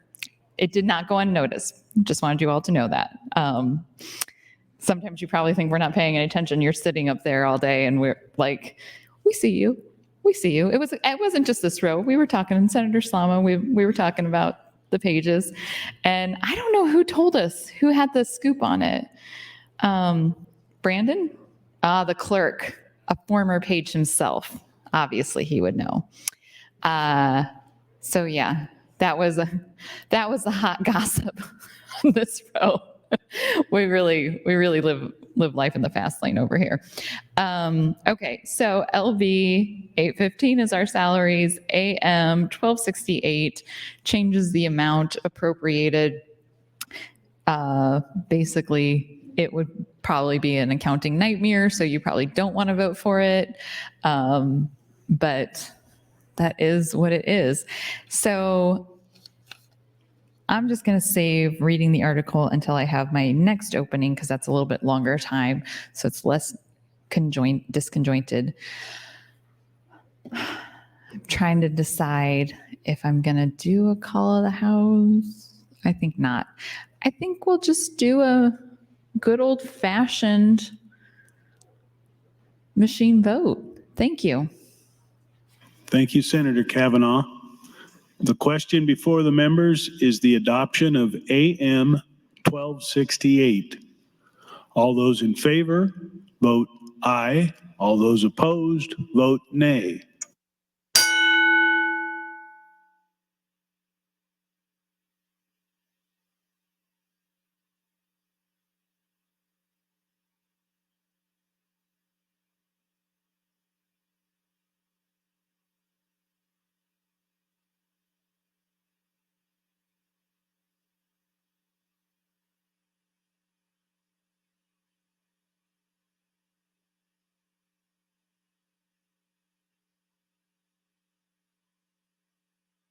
Record, Mr. Clerk.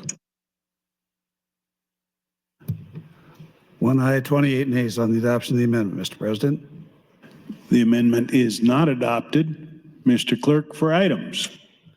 Mr. President, Senator Michaela Kavanaugh would move to reconsider the vote just taken on AM 1268.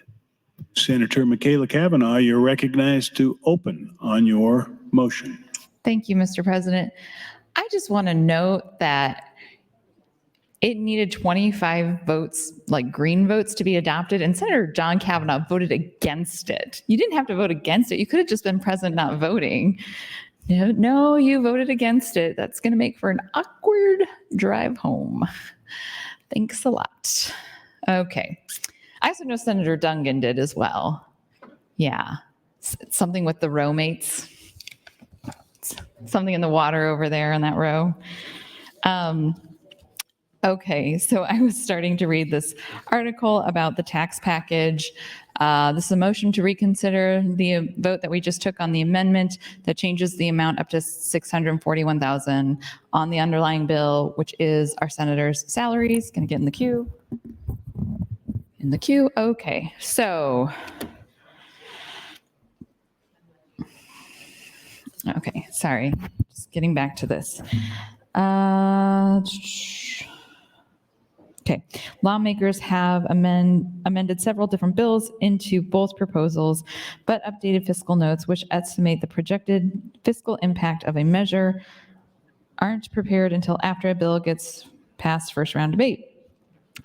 Both the income tax and property tax bills did that recently in identical 41-0 votes, with the updated fiscal note on the income tax proposal released Friday afternoon.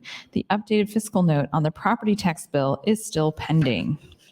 Senator Tom Breezy, Albion Senator Tom Breezy, the sponsor of the property tax measure, LB 243, said Monday that the two bills combined have a targeted impact of about $6.6 billion or $6.7 billion over 6 years, so something will have to give. He estimated that LB 243 will have a fiscal note of about 3.3 billion over next 6 years. So that means changes would be needed in the income tax proposal. Linehan and Breezy both agreed that preserving the tax cuts in personal and corporate income taxes are the highest priority in LB 574, as well as eliminating state tax on Social Security. Under the bill, the state's top personal income tax rate and corporate tax rate would gradually fall. I take issue. That's an editorialization to say gradually. It will fall to 3.99%. Gradually is subjective. Income tax cuts touted. Proponents say it's a move to make Nebraska more competitive with neighboring states. Governor Jim Pillen predicted it would move the state within the lowest 15 states in the country in terms of state taxes. Critics, though, point out that the income tax cuts impact only the highest tax brackets, and there's little tax relief in LB 574 for low-income Nebraskans. Linehan said she had questions about the accuracy of the new fiscal note. For instance, the latest fiscal note estimates that the cut in personal income taxes will be a $750 million a year tax break by 2028-29, which is substantially higher than the estimate in February, which projected the impact to be $609 million. So going from $609 million to $750 million. The senator who leads the legislature's revenue committee, which crafts tax proposals, said she planned to ask the legislature's fiscal office for more information about its latest fiscal note on LB 754. Messages left for the office Monday by the examiner. Well, we were closed on Monday. That's why they weren't answered. It was a holiday for staff. So Linehan, so just want that noted, that nobody was purposely not answering. Linehan said if trims are needed, parts of LB 754 could be delayed. She said that perhaps a tax credit given to companies that provide childcare programs could be pared back, something Breezy said he would not support. The rural senator said affordable childcare is among the top 3 issues he hears from constituents, right behind high property taxes and lack of affordable housing. Linehan and Breezy said they both want to see what the new fiscal note on the property tax bill reveals before making any decisions. They said the April 27 forecast from the State Economic Forecasting Board will also provide a clearer picture of the state's future tax revenue and whether changes need to be made in this year's tax bills. Rebecca Firestone of the Lincoln-based Open Sky Policy Institute said her organization remains concerned about the state's ability to withstand such drastic cuts in state revenue without impacting other services. Pillen's budget officials have insisted that the state has a healthy surplus of tax revenue and that a robust cash reserve will sustain the tax cuts. So that's the end of the article. I would say, so this has been kind of an ongoing thing when any of us have expressed concerns over the tax package. Senator Pillen's office insists that we have a healthy surplus. They insist it, but they have no evidence. They have done nothing to show us how that is going to work. I insist that I am 5'9". I'm not 5'9". Just because I say something doesn't make it real. You have to have some sort of empirical evidence or data, facts, but just insisting it doesn't make it so. It's kind of like when we talk about tomorrow, LB 626, just because we insist that there are no problems with how it is written, that doesn't mean that there aren't any problems with how it is written. It is still extremely problematic to the medical community, who insist that it is extremely problematic. So, but that'll be a conversation for tomorrow where we can talk about the alternative universe where everyone in here is a medical expert and knows better than the dozens of medical experts that came and testified in opposition to the bill. So, I look forward to the forecasting board's forecast later this month to see how this all plays together. How much time do I have left? 3 minutes, 20 seconds. Okay. So again, this is our salary. And I believe that we are not paid adequately. I I'm sure in saying that, I'm getting all sorts of like really delightful emails from people that are disparaging about public servants. Here's the thing about being a public servant, any public servant, any elected official. I don't care who it is. I don't care how much I love your policies or how much I hate your policies. You are still doing a job and should be compensated. And I don't know when we got as a country and a culture to this point where it was like, they shouldn't be paid. Our tax dollars shouldn't be going to pay these people. Well, you vote for people to do a job. You should support paying them to do that job.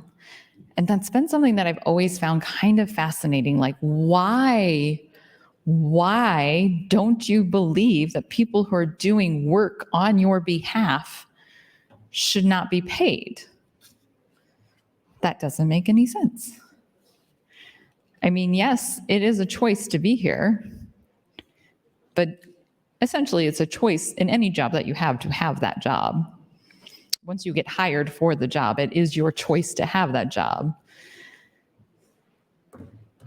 You should be compensated for it. And we have protections in the rest of the workforce for compensation, a minimum compensation, a minimum wage, but not for us. And I am kind of curious how that actually works, in that we have a federal minimum wage, we have a state minimum wage, and then we have our salary. And how is it, even though it's in our Constitution, does it being in the state Constitution circumvent all of those other rules and regulations as far as wage earning go, that we don't have to be paid the minimum wage because it's stated in our Constitution what our wage is? And if so, shouldn't we be limited to working only the number of hours that would lead us to that minimum wage amount? Interesting question to consider, perhaps. Or maybe it's not interesting. Maybe nobody cares. I'm just now looking at the handout from Senator McKinney on Nebraska's criminal justice crisis. And so it's probably what I will be speaking to on my next go round, which looks like it is actually next. So I'll just yield and go to the next time. Thank you, Senator Kavanaugh, and you're next in the queue. Thank you, Mr. President. Nebraska's criminal justice crisis, urgent challenges and proposed policy solutions, from the Crime and Justice Institute, or CJI. So for those that are new to the legislature, last year we had LB 920, which was a criminal justice reform package, and it was informed by recommendations from CJI that did a massive study and report and recommendations to Nebraska. We hired them as a state. We hired them to do this.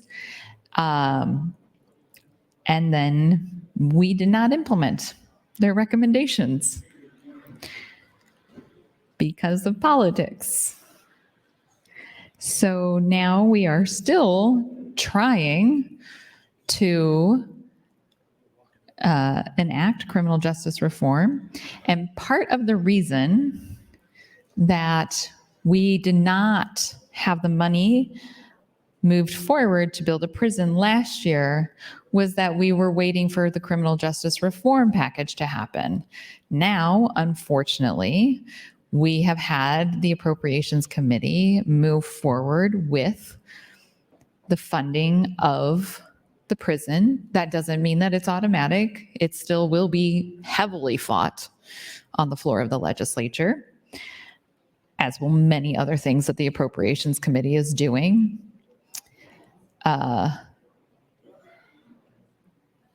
Because even though they are the committee that hears those bills, we do not have to put all of our faith and confidence in their judgment when it comes to being stewards of the taxpayer dollars. That is incumbent upon each of us individually to advocate for and negotiate what we think is appropriate within the state budget. So, the criminal justice crisis, urgent challenges and proposed policy solutions. This is January 2023, Justice Reinvestment Initiative, Nebraska. The crisis. Nebraska's correction system is in crisis. Over the last decade, Nebraska increased its prison population by 21%, outpacing state population growth nearly threefold. Imagine the workforce we could have if we stopped incarcerating people at that rate. Whew. That'd be good for our economy. You know, I mean, they probably pay taxes on the income that they make while incarcerated, but I'm pretty sure that the income that they make while incarcerated is so low that they probably actually don't pay taxes on it. But imagine if instead of incarcerating people, we had community-based criminal justice reform that kept people in their communities, kept them in the workforce, kept them as taxpayers. What a beautiful thing that would be. Okay, so outpacing state growth nearly threefold, Nebraska was one of just 4 states across the country that saw its incarceration rate increase in 2020, bucking national trends focused on lowering incarceration and crime rates at the same time. Unsurprisingly, Nebraska's prisons are bursting at the seams. Nearly every state prison is operating above capacity, with 6 of the 10 prisons at over 120% of operational capacity as of early 2021. 1 minute. According to 2020 data, Nebraska has the most acute prison overcrowding in the country. The swelling of Nebraska's prisons has commandeered a sizable portion of the state's budget, with corrections expenditures increasing over 51% since 2011. In 2020, corrections expenditures were over $250 million, $272.3 million. Not including an estimated $270 million for a new prison to meet the needs of a growing prison population. Yet, this increasing financial burden for Nebraska taxpayers has not enhanced public safety. Over the last decade, recidivism rates have not declined, with nearly 1/3 of individuals released from prison returning within 3 years.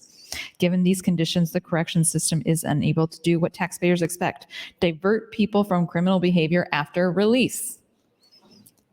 It is costing us money to continue Time, to Senator. do what we're doing. Thank you. Senator Hunt, you're recognized to speak.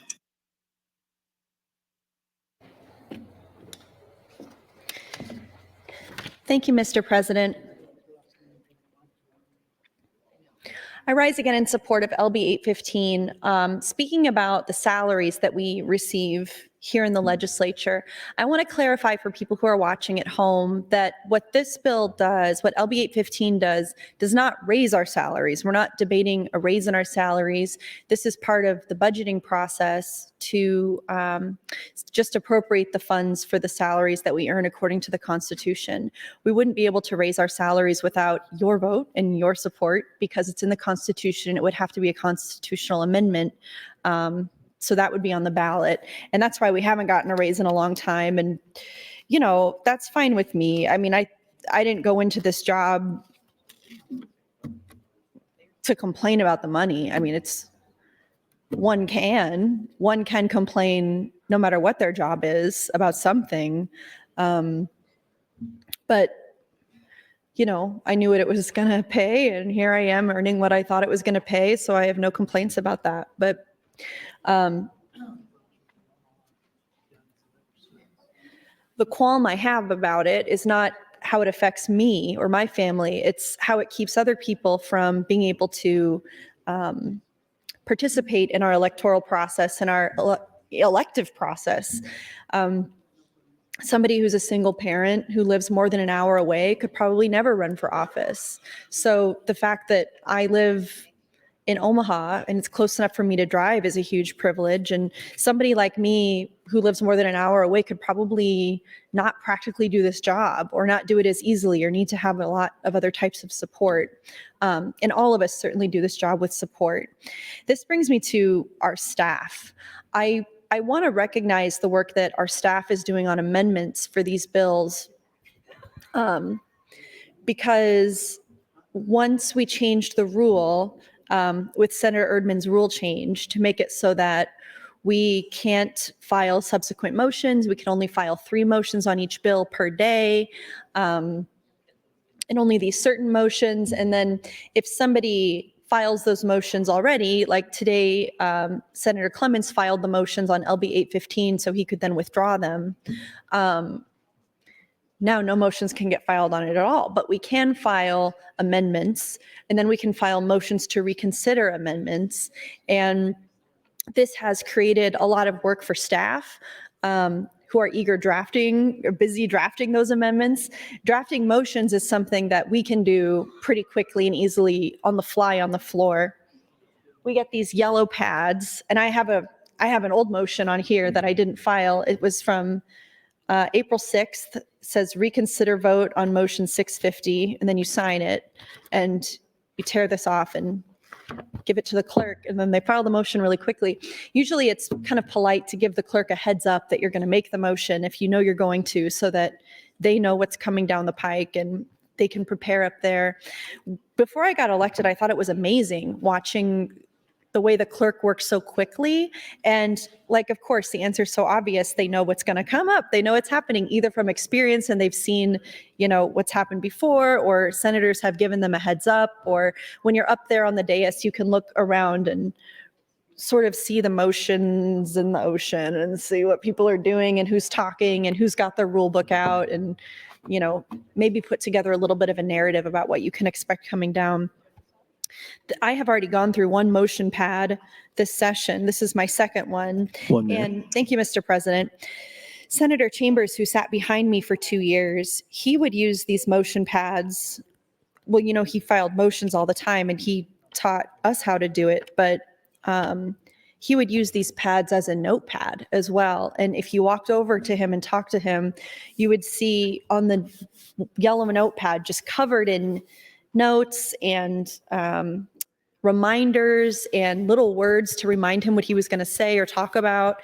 And it's sort of like what I do. I just use these little pads that are made from recycled paper from the Capitol, but I have a huge pile of them, and I literally just write a thought that comes to my head related to a bill, or something I wanted to talk about, or something that I was reminded about another bill, or a question I had for a senator.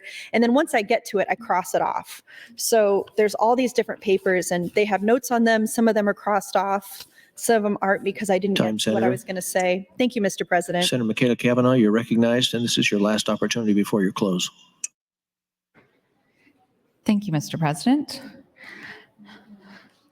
So I did some asking around, and there's no easy way to find this information. I think there was even an article about, I think it was in the article about LB 574, that because top surgeries for minors tend to be out of pocket and not through insurance, it's much harder to track. Since 2017, there's been roughly 15 top surgery reduction, breast reduction surgery for minors in Nebraska, 15 a year for minors in Nebraska who are not transgender. So when we're talking about top surgery for transgender youth, we're talking about somewhere between 3 and 5 a year. So the legislature, with Senator Jacobson's amendment, is willing to target 3 to 5 children, but let that other 15 or so a year have whatever surgery they and their parents deem appropriate. That's what's happening, colleagues and Nebraskans. About 15 kids a year get breast reduction surgery. I don't know why. I don't care why. Unless they are my child, it is none of my business why. It could be for a multitude of reasons. I had a friend in high school who had 2 different size breasts, very large. She wanted to have her breasts the same size, and she wanted to have smaller breasts. So she had breast reduction surgery. And she was under 19. And with Senator Jacobson's amendment, she could still, if she were a minor today, have that surgery. It's just if she wanted to live as a boy that she couldn't have that surgery. That is the problem. That is the problem. And I am begging my colleagues to wake up and understand the ridiculousness of this conversation and come to me and say, Senator Michaela Cavanaugh, please, for the love of all that is good and holy, stop talking. You're right. That is a problem. That makes no sense. I don't think I understood it before, but I understand it now, and you're right. That is a problem. That is discrimination. That makes no sense. If we are going to outlaw surgery, we cannot do it based on how the patient identifies. And that is what we're trying to do. And we're trying to do it saying that we care about trans kids. Well, why don't you care about busty kids that have back problems? Why don't you want to stop them from having surgeries until they're 19?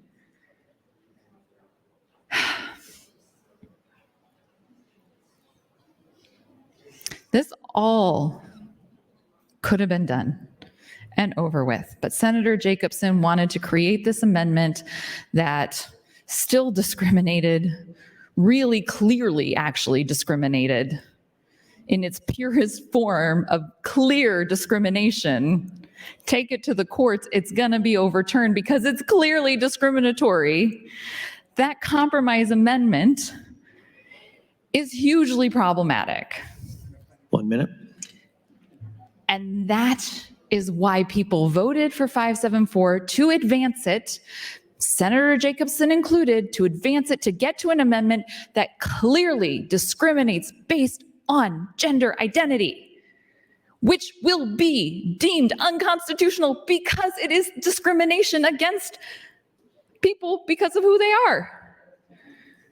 So here we are on day 59, still talking and talking and talking. And it is exhausting and nobody is trying to fix it. Nobody is trying to fix it. You want me to sit down so you can discriminate, and I won't sit down so you can discriminate. I want you to not discriminate. Thank you, Mr. President. Senator Hunt, you're recognized to speak. Thank you, Mr. President. Is this my third opportunity? No, it's your second. Okay, thank you. Yeah, what Senator Michaela Cavanaugh is saying is totally right. And you know what you would call it if somebody who is 17 or 18 in Nebraska and who would need parental permission to get some kind of surgery, breast reduction, breast implants, some surgery for gynecomastia for a boy, rhinoplasty, that's a nose job, any kind of filler that anybody wants to get in their face. You know, I'm not going to pass judgment, but I know that younger and younger girls are getting filler in their face so they can look like an Instagram filter. It is what it is. That's the world we're living in. Kids are doing it. Are they trans? No. They're cisgender, they're straight, and they're, you know, do you guys want to say anything to pass judgment on the parents of those kids who are, you know, getting these types of procedures, which are gender affirming?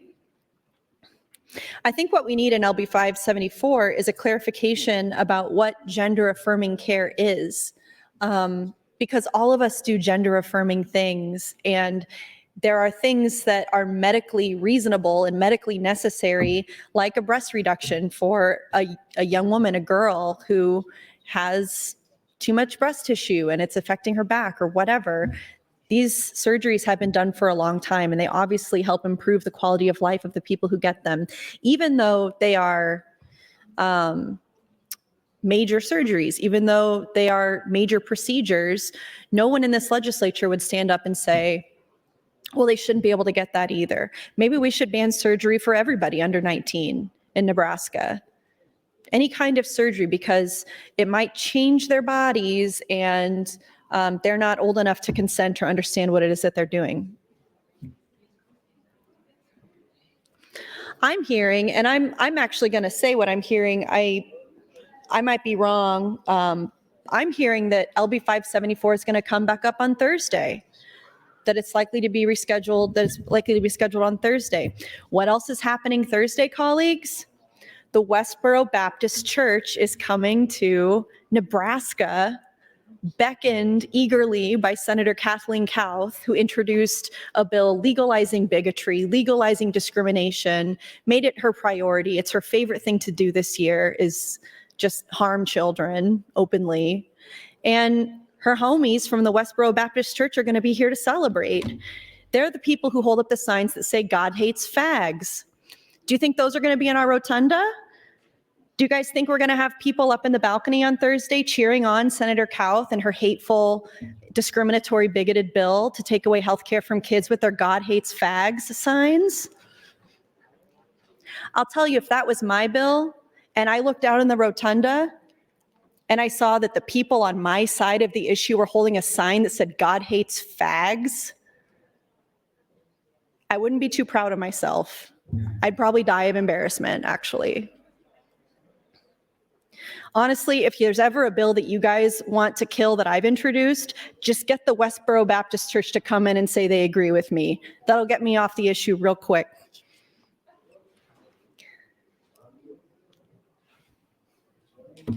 It's called having principles. It's called standing up for something because you know it's the right thing to do. Anybody who is supporting LB 574 is doing it out of sheer ignorance. 1 minute. Thank you, Mr. President. Out of information that's based on stereotypes, that's based on rumors, that's based on fear that you saw on Tucker Carlson or something. I mean, these Westboro Baptist Church people, they're promoting I'm looking at their flyer. They're promoting their Truth Social account and their Gab.com account. These are known platforms for white supremacists. If you introduce a bill and all the I hate fags white supremacists show up in the rotunda, you're proud of yourself?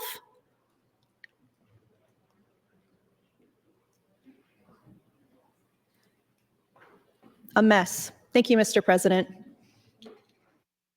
Senator Day, you're recognized. Thank you, Mr. President. I'm not sure where I'm at on LB 815. LB 815 is a bill to basically pay senators' salaries. And at this point, we have to start having a conversation about priorities.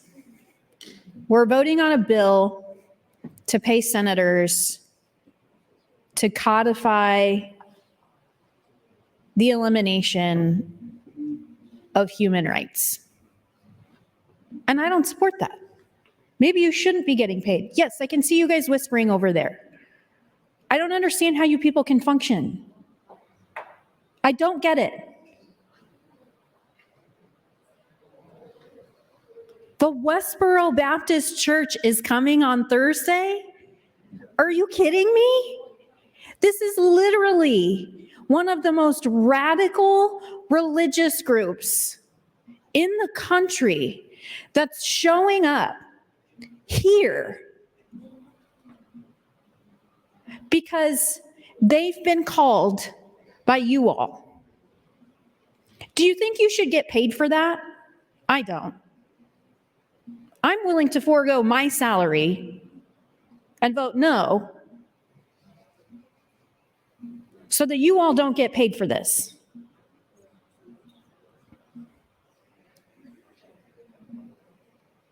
The priority from the beginning of this session of many of the senators in this body has been to, one, pack and crack committees to ensure that their awful bills will get out.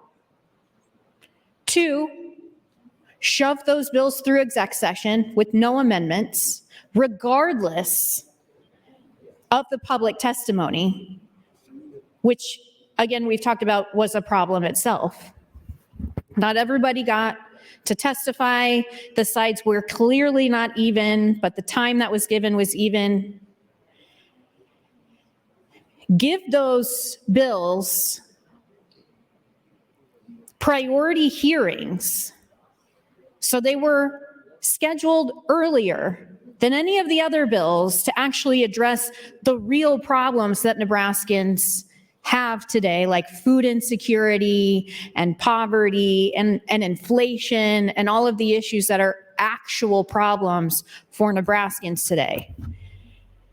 Priority hearings, shove the bills through exec session with no amendments, and then vote for a bill that you don't even support. That's your priority. And tomorrow, what do we have on the schedule? A near total abortion ban.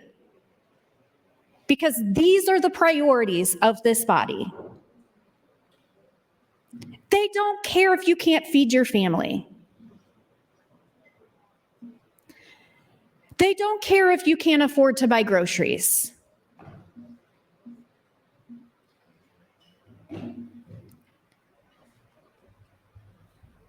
We have made the entire session about hateful, discriminatory bills, and we continue to do so because no one will do anything but sit back and let it happen. 1 minute. Thank you, Mr. President. So tomorrow, we have a near total abortion ban scheduled, and as Senator Hunt just mentioned, possibly the second round of debate on LB 574 on Thursday. I will mention it again. I have a SNAP bill that is stuck in committee that I am working hard to get out. It costs virtually nothing. $500,000 for over the course of the next 2 years to feed 10,000 Nebraska families. Cannot get it out of committee. But yet, we're scheduling a near total abortion ban tomorrow while we continue to discuss LB 574. These are the priorities of this legislature, and no one is doing anything to change it. Time, Senator. Thank you, Mr. President. Senator Hunt, you're recognized to speak. This is your last opportunity. Thank you, Mr. President. Yeah, imagine voting for a bill that you don't support, that you know harms people, that you know has tied up the entire session because of your vote that you don't even stand by, while supporters who are on your side are standing out in the rotunda holding signs that say God hates fags. Well done. Really nice job. I hope that you write that in your diary for your frickin' gratitude list. Well done.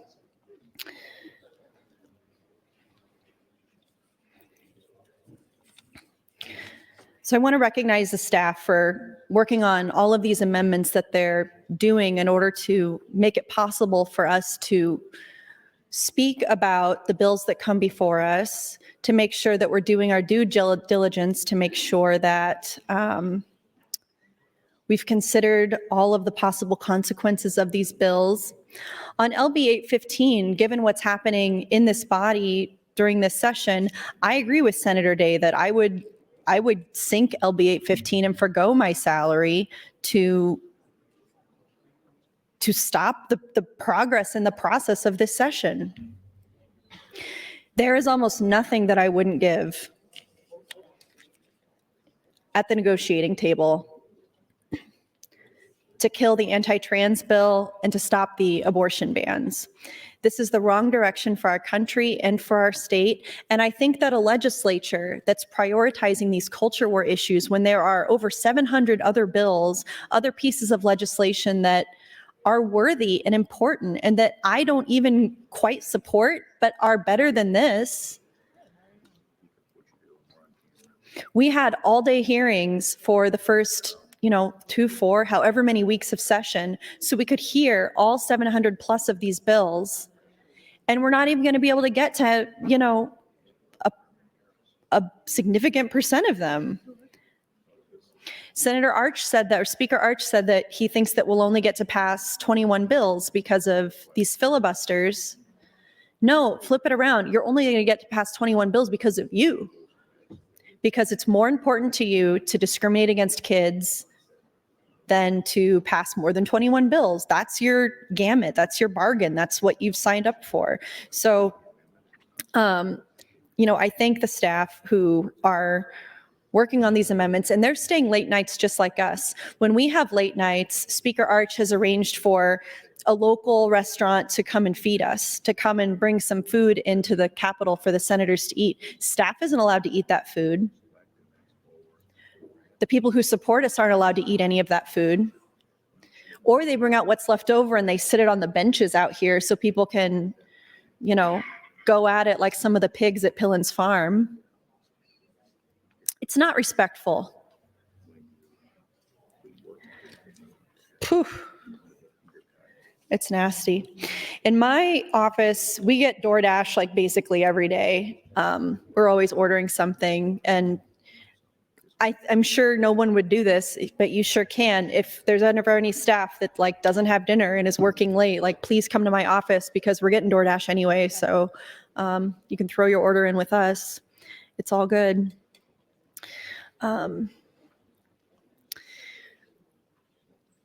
I was contacted by The Nation, which is a magazine, an online publication.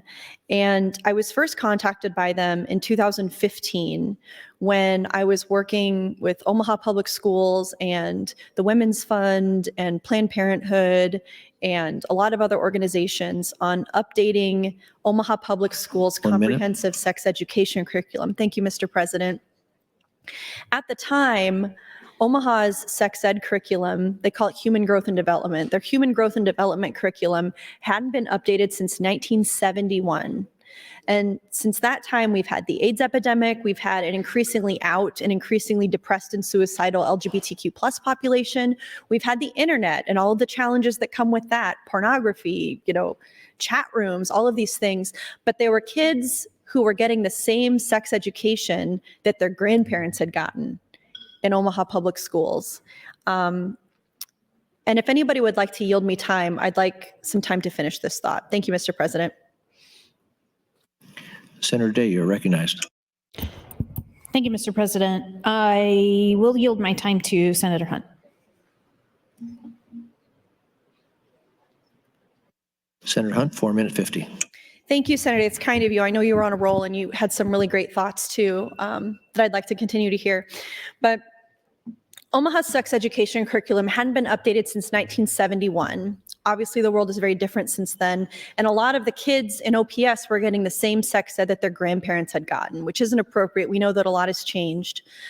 Also at the time, Douglas County had some of the highest rates of STDs and STIs in the entire nation. Not just the region, not just Nebraska, the whole United States of America. Chlamydia, gonorrhea, herpes simplex, too much going on in Omaha. And I was part of a group that knew that one really low cost and really effective way to address this public health crisis was just updating our sex ed. Just going to the drawing board and saying, look, no one's touched this curriculum since 1971. Why don't we make sure that kids are getting medically accurate, age-appropriate, research-based information about their own bodies and their own futures and consent and their health and reproduction and STDs and STIs and all of these things in a way that makes them prepared for life in an age-appropriate way, medically accurate, the right way, obviously. And long story short, it was the most contentious, not since we tried to do it at the state level, but it might have been more actually at the time. In 2015, it was the most contentious thing I had ever been a part of. It was the first time I felt like I was in the arena. And I was just a mom. I was just a neighborhood mom. I owned a clothing store with a bunch of my friends, and I was just a girly from the neighborhood. And I was in this hearing at the Teacher Administration Center in Omaha, the big building for Omaha Public Schools, and they had a hearing on the sex education standards for the curriculum on October 20th, 2015, I want to say. And it was bedlam, mayhem. This woman stood up in front of me, and I took a video of her actually. It went like semi-viral at the time. And she's standing up yelling about how she has 5 daughters. I've got 5 daughters. Who's going to tell my 5 daughters, what it means to see a penis or something? Like, people are yelling the craziest stuff about their deepest fears about their kids getting medically accurate sex education information. And at the end of the day, though, we were successful. Senator Tony Vargas and Senator Justin Wayne were on the school board at the time. That's actually how I first met both of them, is I was going to coffee with them. I was talking to them as a parent. I was trying to get them to support updating the sex ed standards. And long story short, we did it. And it was so exhilarating and so fulfilling to have what felt like a progressive win in a conservative community, and to have what felt like a progressive win that didn't come at the cost of conservative values. You know what I mean? I don't like it when we have a win and it feels like one side lost, like there's a loser, like we've left someone behind.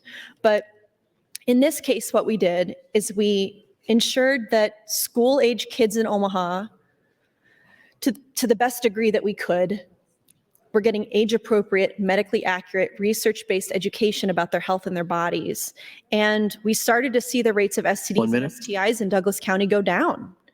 They've started to decrease. And I don't know correlation causation, but I'm comfortable saying that a big reason for that is because we know teens in Omaha are finally getting accurate sex education. It matters a lot.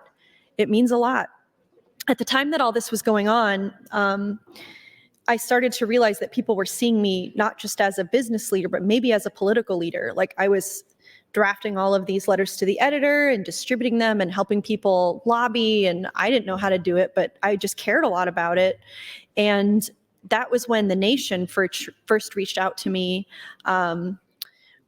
through one of my best friends. And I'll continue on my next time on the mic. Thank you, Mr. President. Senator Raybold, you're recognized. Thank you, Mr. President. I would like to yield my time to Senator Hunt if she so chooses. Senator Hunt, 4:50. Thank you, Mr. President. And thank you, Senator Raybold, very much. One of my best friends, really, her name is Dr. Sophia Jawed Wessel, and she's a doctor of public health, and she specializes in maternal health. She does a lot of long-term research, longitudinal research, I don't know, about, how to improve pregnancy outcomes for women. That's kind of her specialty. And she was also very active in this fight to update our human growth and development curriculum in Omaha Public Schools. And the editor of The Nation, Don Gutenplan, reached out to her, and we went and had dinner with him. He actually came to Omaha. It's always crazy as a Midwesterner, as a, Nebraskan, when there's national press in our state. The New York Times was here for a couple weeks when we were debating Senator Kathleen Kauth's discriminatory bill. That felt crazy. Sometimes people are here from like MSNBC or CNN, and that feels weird because I just, it doesn't feel like a big deal to me. We have lawmakers who are friends in other states who, like, I've got this friend in Pennsylvania. He's always on MSNBC. All he does is go on Rachel Maddow, this and that. All he does is go on Fox News. He's like, part-time lawmaker, full-time talking head on TV. And to them over on the coast, like, it's normal. Like, that's where the studios are. That's where they're filming stuff. If they want, a progressive or a conservative to come and give a hot take on something, they've got a whole Rolodex of lawmakers in those states that they can just bring over. It's a 2-hour drive or, maybe less. Not so in Nebraska. So I was really shocked and impressed that Don Gutenplan came to Nebraska to talk to us, especially since we weren't, quote unquote, anybody. Like, we weren't elected officials. I was still not even thinking about running for office. I had no aspirations for that. We just wanted our kids to stop getting STDs, basically, and wanted them to have safe, consensual, healthy relationships. This was also kind of a lot of the pre-Me Too energy, where something was really bubbling up, and women and queer people and people who are, anyone who's often targeted for sexual violence, which would be women, people of color, queer people, we're just really, really starting to get fed up with the culture of sexual violence that we have in our country. And this was a part of that. This was maybe pre-Me Too, like an early part of that. So we sat with him at Lot 2 in Omaha, which is a great restaurant, and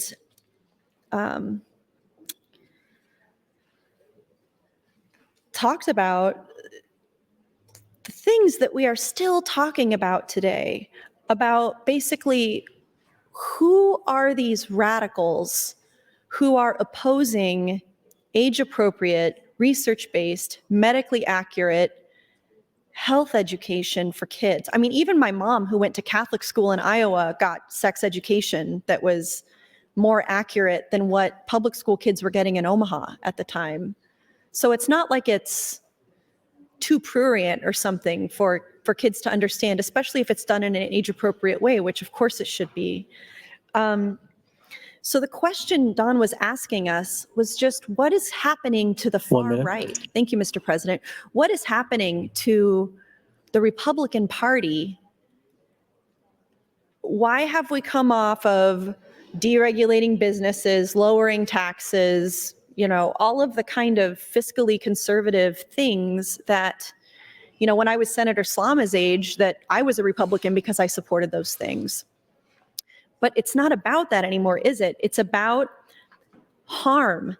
It's about literally maximizing the harm, whether you're doing it by the way Senator Ben Hansen prevents people from testifying in his committees, or the way Senator Albright prevents Senator Conrad from asking questions in committees, or whether you're doing it by literally taking away people's access to healthcare to a degree that Westboro Baptist Church comes and sits in the rotunda, cheering you on, telling you you're doing a great job. That's how you know you're on the wrong side of history.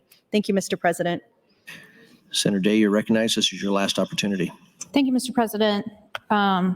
So going back to what we were talking about before with priorities and whether or not we should be paying senators to essentially eliminate people's access to healthcare and violating human rights, I'm not sure that we should. And as for the Westboro Baptist Church saying, I hope you all are proud of yourselves.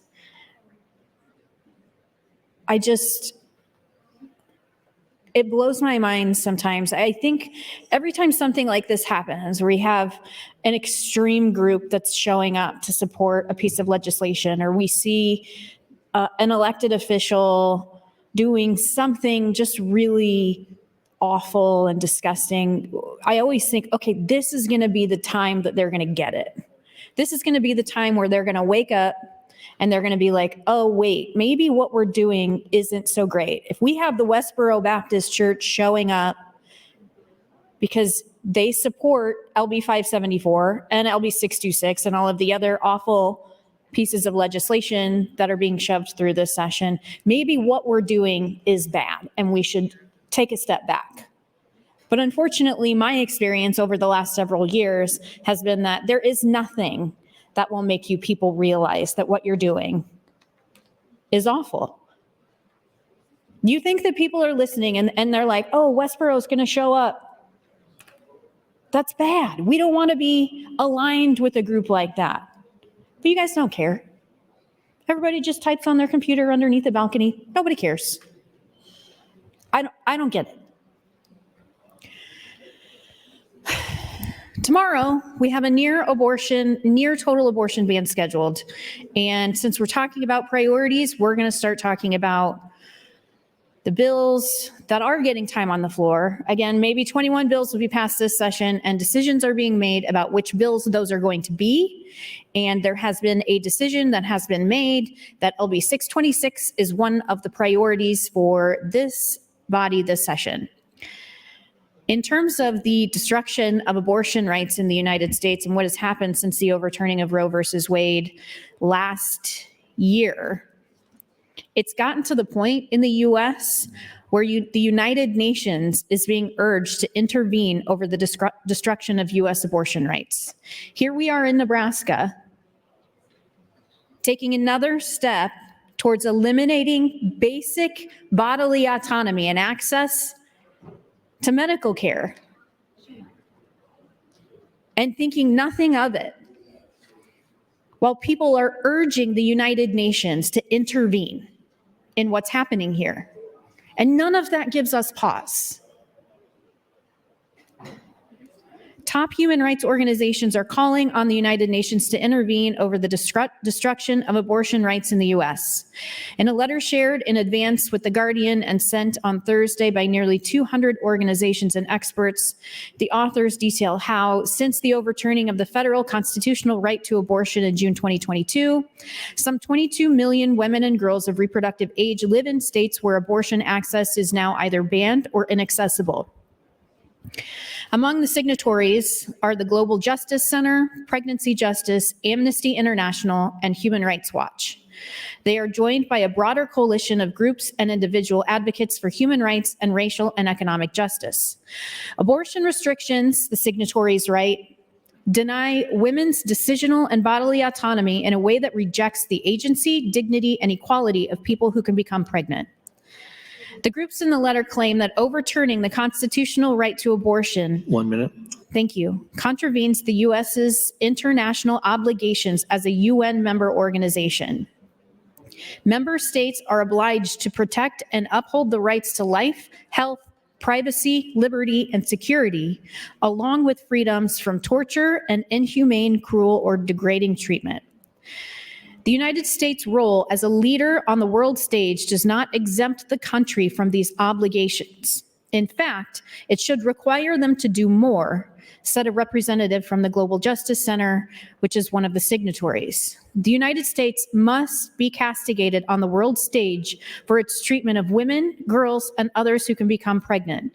The scale and intensity of human rights violations that the United States is inflicting on its own population are near unfathomable at this point, said Christine Ryan, legal director of the Global Justice Center, in a phone interview.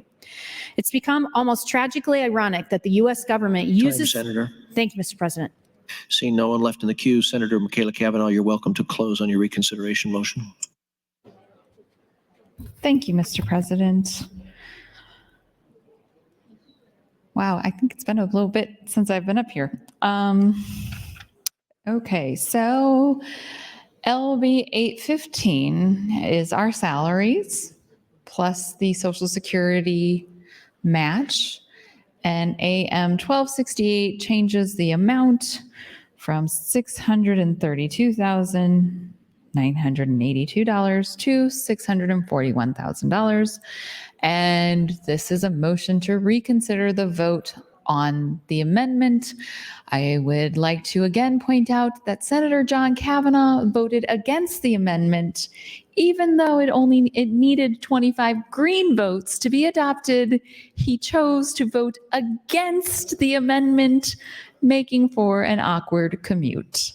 So I just wanted to make that clear for the record, that I have not forgotten your vote, Senator John Kavanaugh, and I will remind you of it often. Okay, so again, I'm up here because of 574. I am taking all of this time because of 574. Apparently, 574 is potentially, according to the rumor mill, that well, maybe it's not the rumor mill, maybe it's been confirmed, that 574 will be on Thursday when the Westboro Church is here. The church that protested at the funeral of children that were murdered at Sandy Hook. So that's going to be fun. That'll be a great thing to look forward to, is having literally the worst human beings that I can think of sharing space with here in support of the anti-trans bill that is trying to be marketed as a pro-trans bill, while, as Senator Hunt put it, there'll be signs about hating faggots or murder faggots, a barrage. If the word faggot is being used, you know it's bad. I don't think they even use it in the UK anymore when they're talking about cigarettes. It is not a good thing. So if people are showing up with signs, or even if they're not showing up with signs, if they're just people who are known for calling the LGBTQ community faggots, you probably don't want them supporting your bill. But they do, because your bill attacks trans youth. Not helps, attacks. And the amendment to the bill, the compromise amendment to the bill, is the worst part of the discrimination of it all. The worst part, because it clearly prohibits surgery based on how you identify. You can have surgery, you can have plastic surgery, rhinoplasty, you can have all these other surgeries if you want to live as the gender you were born, assigned at birth. But if you want to live not as your assigned at birth gender, then the surgeries are prohibited and you are actually legislating discrimination into medicine. And that should be problematic for everyone. 1 minute. That should not be a political party ideology. No one should be okay with legislating discrimination. No one should be okay with putting discrimination into state statutes, and no one should be okay with forcing the medical community to discriminate against their own patients based on gender identity. That is not okay. That is not okay. But that's what's going to happen on Thursday, because I assume it's being scheduled because it has the votes. So obviously, my pleas begging you to not vote for it are going to go completely unanswered. So I will just keep on talking. And there we go. I don't know. Sure, let's do a call of the House. Roll the dice. See how people are feeling this afternoon. Maybe you'll do it. Thank you, Mr. President. There has been a request to place the House under call. The question is, shall the House go under call? All those in favor vote aye. All those opposed vote nay.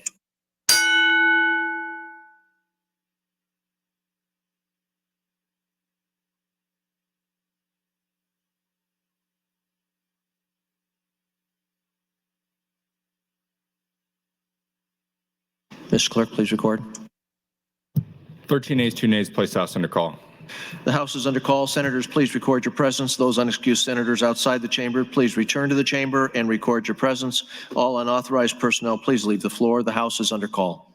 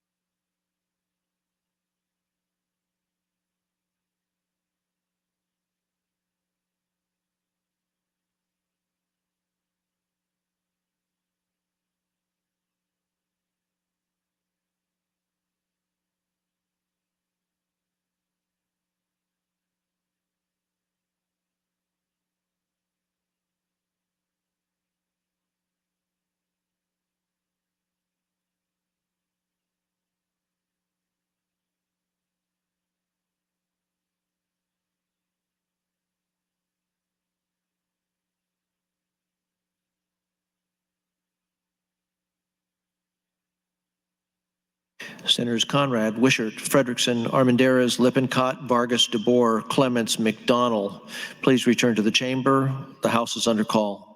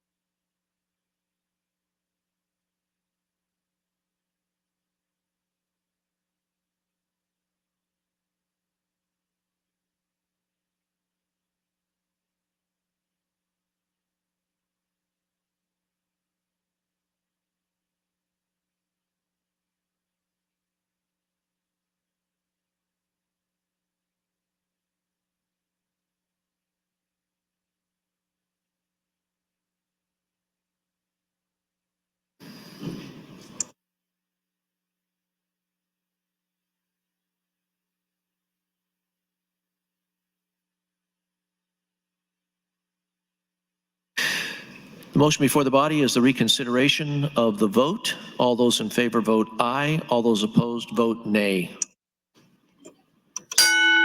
What?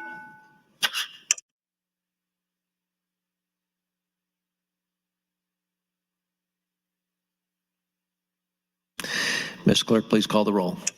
Senator Aguilar. Voting no. Senator Albright. Voting no. Senator Arch. Voting no. Senator Armendariz. Senator Ballard. Voting no. Senator Blood. Not voting. Senator Boston. Voting no. Senator Bostar. Voting no. Senator Bostelman. Voting no. Senator Brandt. Voting no. Senator Brewer. Voting no. Senator Breezy. Voting no. Senator John Kavanaugh. Voting yes. Senator Michaela Kavanaugh. Voting yes. Senator Clements. Senator Conrad. Voting no. Senator Day. Not voting. Senator DeBoer. Voting no. Senator DeKay. Voting no. Senator Dorn. Senator Dover. Senator Dungan. Voting no. Senator Erdman. Senator Frederickson. Voting no. Senator Holleran. Voting no. Senator Hansen. Voting no. Senator Hardin. Voting no. Senator Holcroft. Voting no. Senator Hughes. Voting no. Senator Hunt. Voting yes. Senator Ibaugh. Voting no. Senator Jacobson. Voting no. Senator Kauth. Voting no. Senator Linehan. Voting no. Senator Lippincott. Senator Lowe. Voting no. Senator McDonald. Senator McKinney. Not voting. Senator Mosier. Voting no. Senator Merman. Voting no. Senator Raybold. Not voting. Senator Reapy. Voting no. Senator Sanders. Voting no. Senator Slama. Voting no. Senator Vargas. Senator Von Gillern. Voting no. Senator Walls. Voting no. Senator Wayne. Not voting. Senator Wishart. Vote is 3 ayes. Senator Lippincott voting no. Vote is 3 ayes, 33 nays, Mr. President, on the motion to reconsider. The motion fails.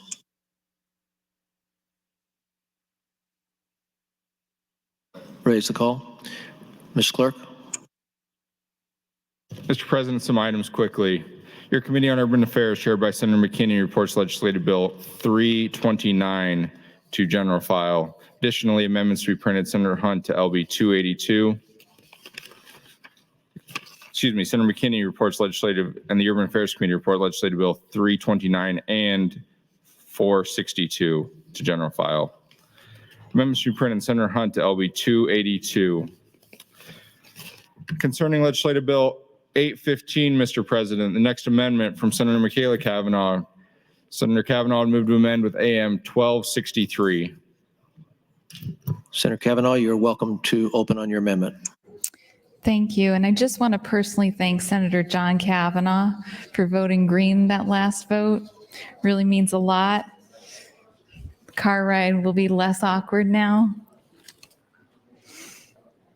So wanted that in the record. Okay, AM 1263. Just going through here. 1265, 1264. Okay, sorry, bearing with me. Here we go. This is striking the enacting clause. Ooh, definitely vote against this one. That would be hugely problematic. I probably won't even do a motion to reconsider on this one, because, yeah.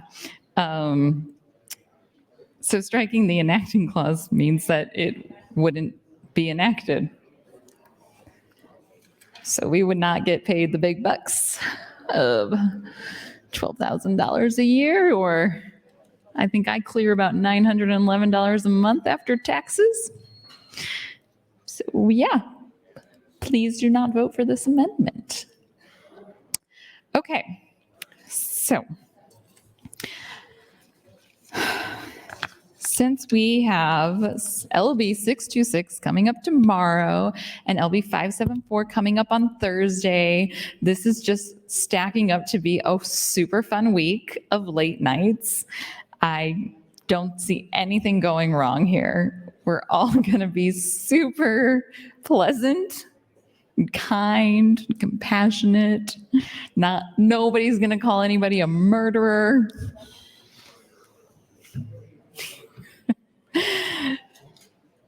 So there's a lot to say about LB 626, and I probably should start saying it now because I guarantee I will get to talk all of like 2 times on LB 626. But I just want to reiterate on LB 574 that it is hugely problematic. We have, on average, since around 2017, on average, there have been 15 breast reduction surgeries for youth, minors, that are non-transgender, or at the very least have not been identified as transgender. Approximately 15 a year. And no one seems to oppose that. No one in this body is talking about taking away parental rights in decision-making for breast reduction surgery for children who are not transgendered. That's not a problem we are trying to solve. We are not trying to save those kids from their transgenderness. Oh wait, because they're not transgendered, so we don't need to save, they don't need to be saved because they fit in our construct of what is acceptable. So approximately 15 youth under the age of 19 have breast reduction surgery a year in Nebraska. And somewhere between 3 to 5 youth have some sort of top surgery that are transgendered. Why? Colleagues, why are you okay with this? Why are you willing to have me stand up here day after day, hour after hour, talking about the same thing over and over and over again? I'm not going to budge. And scheduling the bill for the Westboro, whatever, Church of Hate Thursday is not going to stop me. When LB 574 moves to the next round of debate, I am going to be renewed in my filibustering. I am going to be re-inspired, reignited to continue to fight against this body. Why? Why are you okay with that? I am not going to stop. I am not going to allow this body to legislate hate against children. If you are okay with a teenager getting breast reduction surgery because they are born female, want to live female, and want it, and their parents say okay, and their doctor says okay, if you are okay with that surgery, why do you care if they are born female and want to live as a male and have the exact same surgery? Why is that not okay?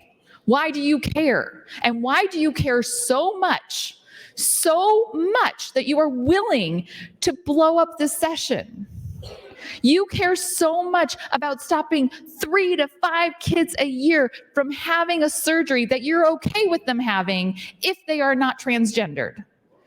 As long as they are not transgendered, it is okay for them to have this surgery. The problem is how they identify. Why are you okay with that? Why are you okay with that? And why don't you understand why I am not? Why I am not okay with allowing you to put into our state laws discrimination. We already have discrimination in our state laws, and we should be actively working together collectively to undo systems of discrimination, not to create new ones. I had someone talk to me last week about this. They were a child, an adult now, but a child at some point of an interracial family, parents. And their existence used to be a crime. The love law made that not a crime. Why do we want to go back to discriminating based on identity, ethnicity, religion, any of it? We open the door for one thing, we open the door for all of it. Discrimination is discrimination. If you are going to be complacent in discriminating against transgender children, you will be complacent in discriminating against other people, other minority populations. As long as they are other, they are not safe from this body. And as long as this body wants to legislate hate against the minority of other, whatever that other is, I am going to stand as a physical barrier. And I just wish one more person would join 16 of us.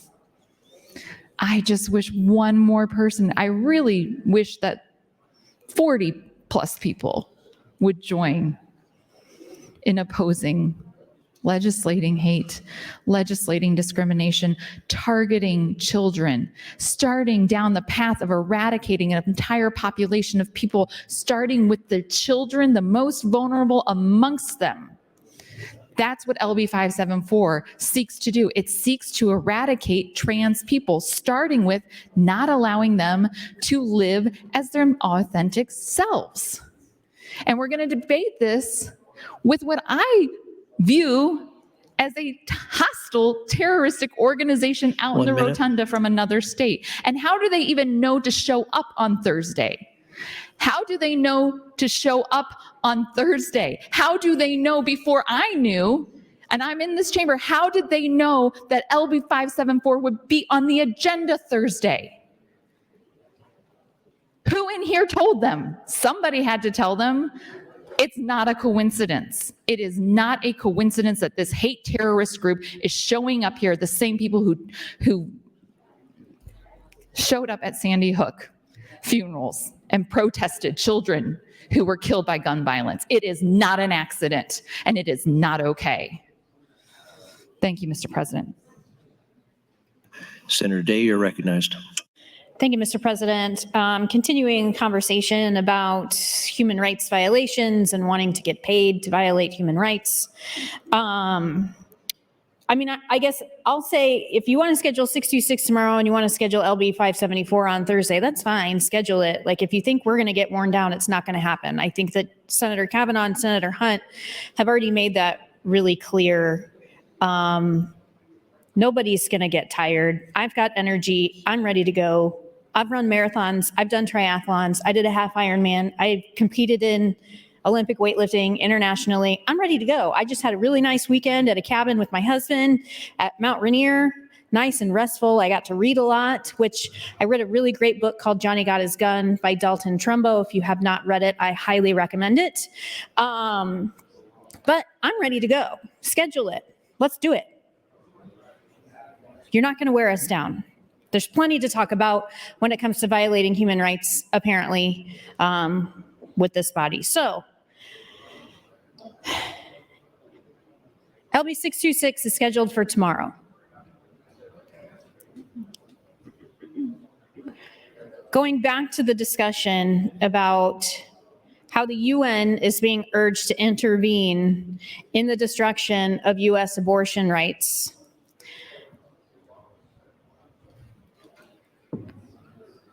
I'll go back to where I left off. The U.S. must be castigated on the world stage for its treatment of women, girls, and others who can become pregnant. The scale and intensity of human rights violations that the U.S. is inflicting on its own population are near unfathomable at this point, said Christine Ryan, legal director of the Global Justice Center, in a phone interview. It has become almost tragically ironic that the U.S. government uses the language of human rights to condemn state abuses against citizens of other countries, be that in Iran or Belarus. These norms must be deployed against the state here at home as well. And for too long, the U.S. has been able to avoid that type of international scrutiny. The authors say that the curtailment of abortion rights in the U.S. is of a piece with the country's history of devaluing the lives of Black women who are hit worst by abortion restrictions. The Dobbs ruling pushed the U.S. even further out of line with its human rights obligations, including its obligation to ensure access to abortion and to eliminate structural racism and discrimination, said Anna Reek Smock-Daniel, women's rights researcher at Human Rights Watch. Abortion restrictions compound economic, social, and geographic barriers to healthcare, including contraception, disproportionately impacting Black women's ability to access the care we need.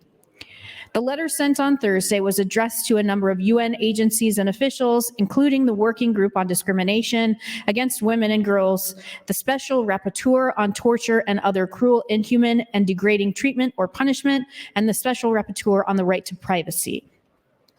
In the letter, the signatories asked recipients to communicate with the U.S. about these violations, to request an official visit to the U.S., and to ask the country to comply with its obligations under international law as a UN member state.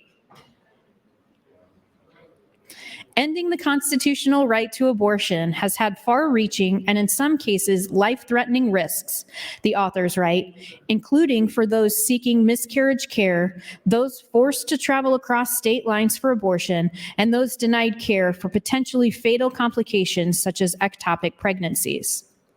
Officials from the U.S. mission to the UN, thank you. Officials from the U.S. mission to the UN and the U.S. Gender Policy Council, a White House office established by the Biden administration, did not respond to a request for comment in time for publication. Signatories in the letter list prior actions from the UN Human Rights Committees over abortion access in countries such as Ireland and El Salvador, arguing for similar scrutiny of the U.S. They note that the UN committee has already established that denial of abortion care can cause, quote, physical and mental suffering so severe in pain and intensity as to amount to torture. The denial of abortion can cause physical and mental suffering so severe in pain and intensity as to amount to torture.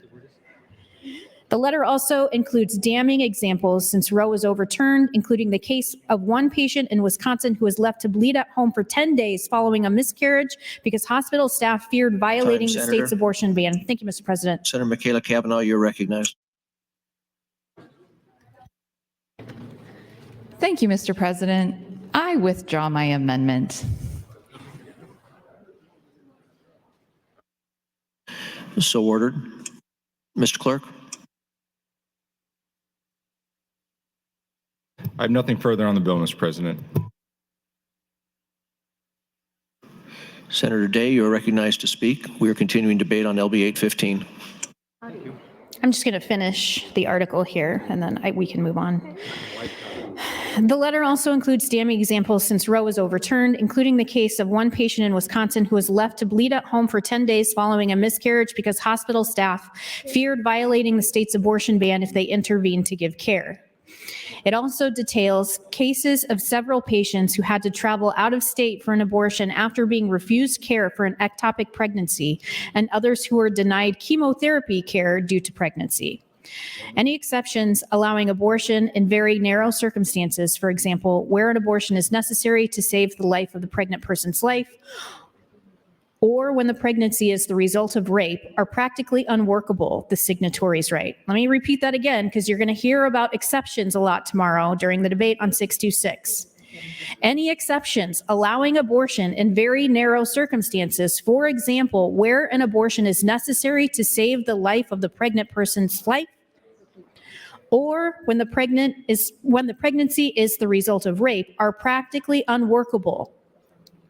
These abuses lie firmly at the Biden administration's door, added Ryan from the Global Justice Center. We've seen consistent lip service from the Biden-Harris administration, but not enough action, she said. She pointed out, for example, that even with the loss of Roe, the Biden administration could make abortion drugs more readily available by removing unnecessary regulations on certain drugs, which we know over the weekend became even more problematic with a ruling by a judge in Texas essentially attempting to overrule or overturn 20 years of mifepristone being legal from the FDA. But that's a whole nother discussion.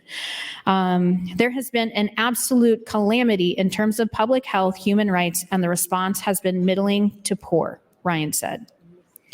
I yield the rest of my time. Thank you, Mr. President.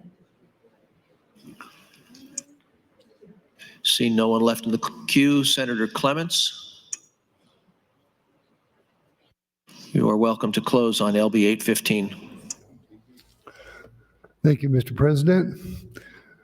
And thank you, senators, for being interested in getting paid. This LB 815 will continue your $1,000 a month. And that's a simple bill as that. I think that's all I have. I would request a call of the House and a roll call vote in regular order. There has been a request to place the House under call. The question is, shall the House go under call? All those in favor vote aye. All those opposed vote nay.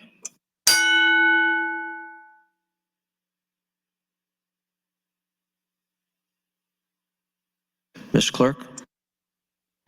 22 ayes, 4 nays, place House under call. The House is under call. Senators, please record your presence. Those unexcused senators outside the chamber, please return to the chamber and record your presence. All unauthorized personnel, please leave the floor. The House is under call.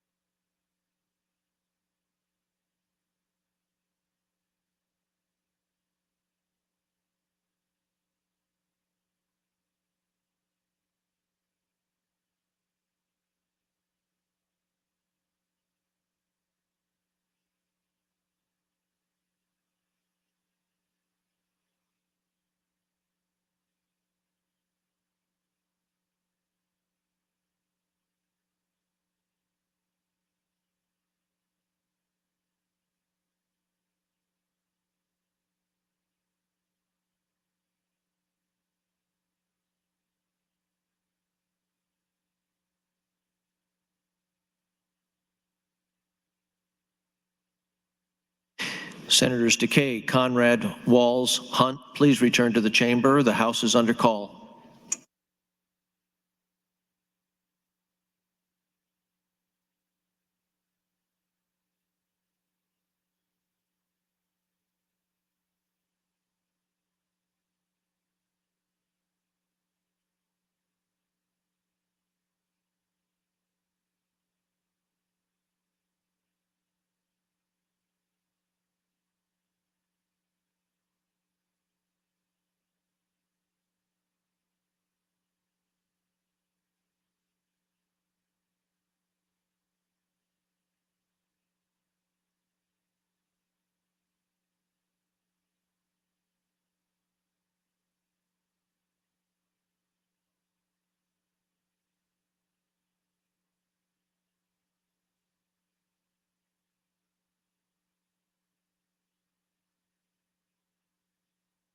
Senators Decay, Walls, and Hunt, please return to the chamber. The House is under call.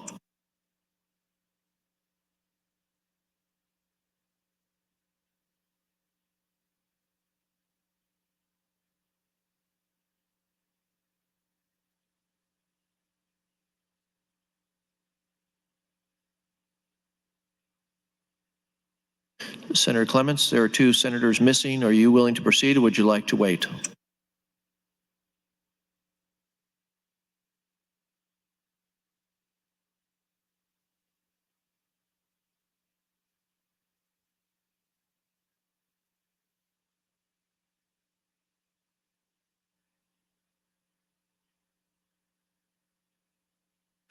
Mr. Clerk, call the roll. Senator Aguilar. Voting yes. Senator Albright. Voting yes. Senator Arch. Voting yes. Senator Armendariz. Voting yes. Senator Ballard. Senator Blood. Voting yes. Senator Boston. Voting yes. Senator Bostar. Voting yes. Senator Bostelman. Voting yes. Senator Brandt.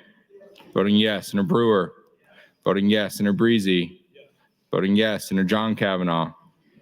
Voting yes. Senator Michaela Kavanaugh. Voting yes. Senator Clements. Voting yes. Senator Conrad. Voting yes. Senator Day. Not voting. Senator DeBoer. Voting yes. Senator Decay. Voting yes. Senator Dorn.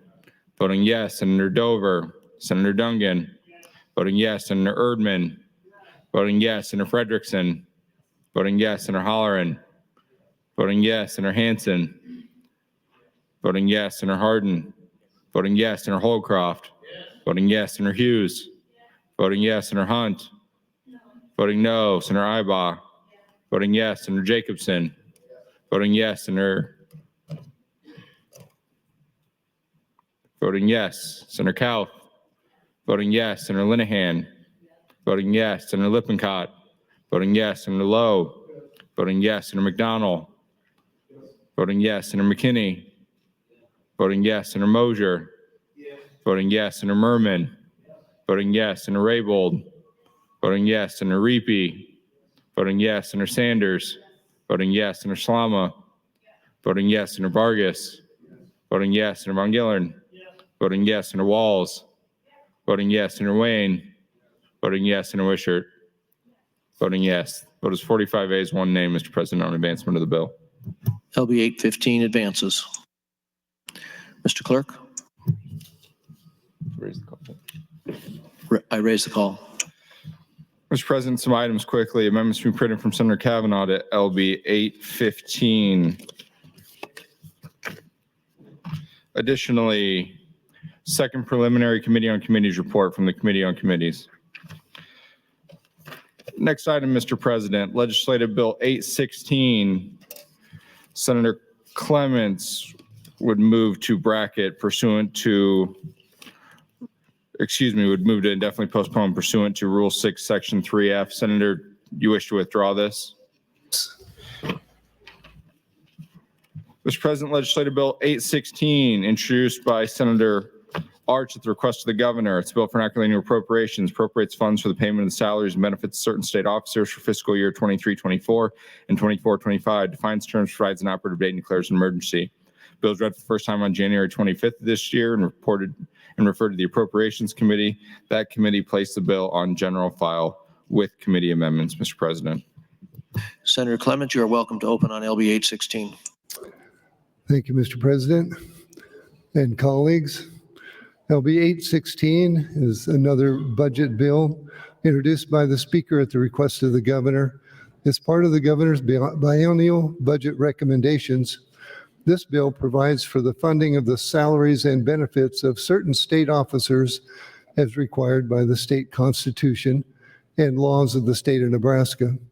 This bill includes judges as well as elected constitutional officers, the parole board, and the tax commissioner. This legislative bill contains the emergency clause and becomes operative on July 1, 2023. Thank you, Mr. President and colleagues. Mr. Clerk, for committee amendments. Mr. President, first of all, I've got a bracket motion from Senator Clements with a note he wishes to withdraw. Additionally, a motion to recommit from Senator Clements with a note he wishes to withdraw that as well. Yes. Mr. President, the Appropriations Committee would offer committee amendments. Senator Clements, you may open on AM 1136. Thank you, Mr. President. AM 1136 is a white copy amendment and becomes the bill. The amendment provides for the Appropriations Committee's recommended funding of the salaries and benefits of certain state officers as required by the state constitution and laws of the state of Nebraska. Most of the adjustments from the original bill amounts are just differences due to the calculation of benefits such as health insurance. The amendment includes appropriations for salaries of all judges, elected constitutional officers, the parole board, and the tax commissioner. The amendment contains the emergency clause and becomes operative on July 1, 2023. LB 816 was heard in the Appropriations Committee February 13, 2023. It was advanced to general file with AM 1136 with a 9-0 vote. I ask you to vote green to adopt and advance Committee Amendment AM 1136, which becomes the bill. Then vote green for LB 816 as amended to select file to fund the salaries for these Nebraska state officers for the next 2 years. Thank you, Mr. President. Seeing no one in the queue, Senator Clement, you are welcome to close on AM 1136. Thank you, Mr. President. Some of the state officers that are included would be, we're voting on paying the governor's salary, the lieutenant governor's salary, the state auditor, the attorney general. That's what we mean when we're talking about certain state officers, the tax commissioner as well. And the bill is very simple. You can read it and you can see all the amounts if you look at the bill and who exactly is included. Thank you, Mr. President.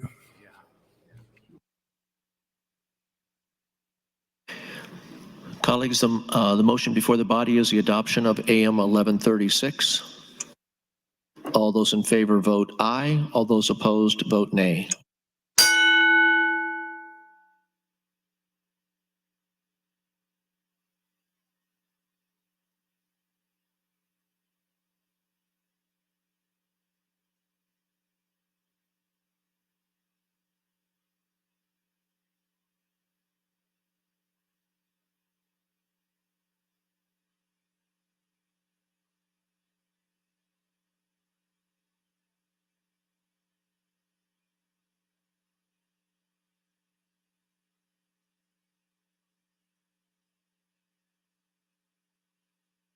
Has everyone voted who wishes to vote? Mr. Clerk, please record. 41 ayes, no nays, Mr. President, on adoption of the amendment. AM 1136 is adopted. We'll now return to debate on LB 816. Senator John Kavanaugh, you're recognized. Thank you, Mr. President. I wonder if Senator Clemens would yield to a question. Senator Clements will yield. Yes. I apologize. I didn't get a chance to mention to you that I was going to ask you a question, but I think this is an easy one. You said that there's an emergency clause on this bill now that we've added the amendment. Is that correct? Yes, with an effective date of July 1, 2023. And you anticipated my next question. So this emergency clause, a normal emergency clause, goes into effect as soon as it's signed. Is that right? That's correct. And so this one has a different effective date than the immediate date. It would go into effect on that July 1, 2023 date. Do you know what was the reason for having that effective date? This is, our budget goes from July 1 to June 30th. So we are already funded through June 30th, and we need a July 1 date so that we can start with the new fiscal year. Thank you for that answer, Senator Clements, and I appreciate the work that the committee's done on this. And so just to kind of circle back around, if there's no emergency clause, it wouldn't go into effect until 90 days after we adjourn. Is that correct? Yes. And so the reason for the emergency clause with the effective date is that we begin funding on July 1 because that's when the funding runs out, right? Correct. And if we didn't have that emergency clause, we'd basically, all these departments would go without funding from July 1 to, say, September 9th, I think, or something like that. Yes, that would be a problem, right? That would be a problem, one to be avoided. So, well, I appreciate that, and I appreciate your work, and I'll be voting for this. Thank you, Mr. President. Seeing no one left in the queue, Senator Clements, you're welcome to close on LB 816. Thank you, Mr. President. Once again, this continues the salaries for constitutional officers and judges, governor, lieutenant governor, secretary of state, auditor, attorney general, state treasurer, the Public Service Commission, board of parole, tax commissioner, workers' compensation court, and that I ask your green vote for LB 816. Thank you. Senators, the motion before the body is the advancement of LB 816 to E&R initial. All those in favor vote aye. All those opposed, nay.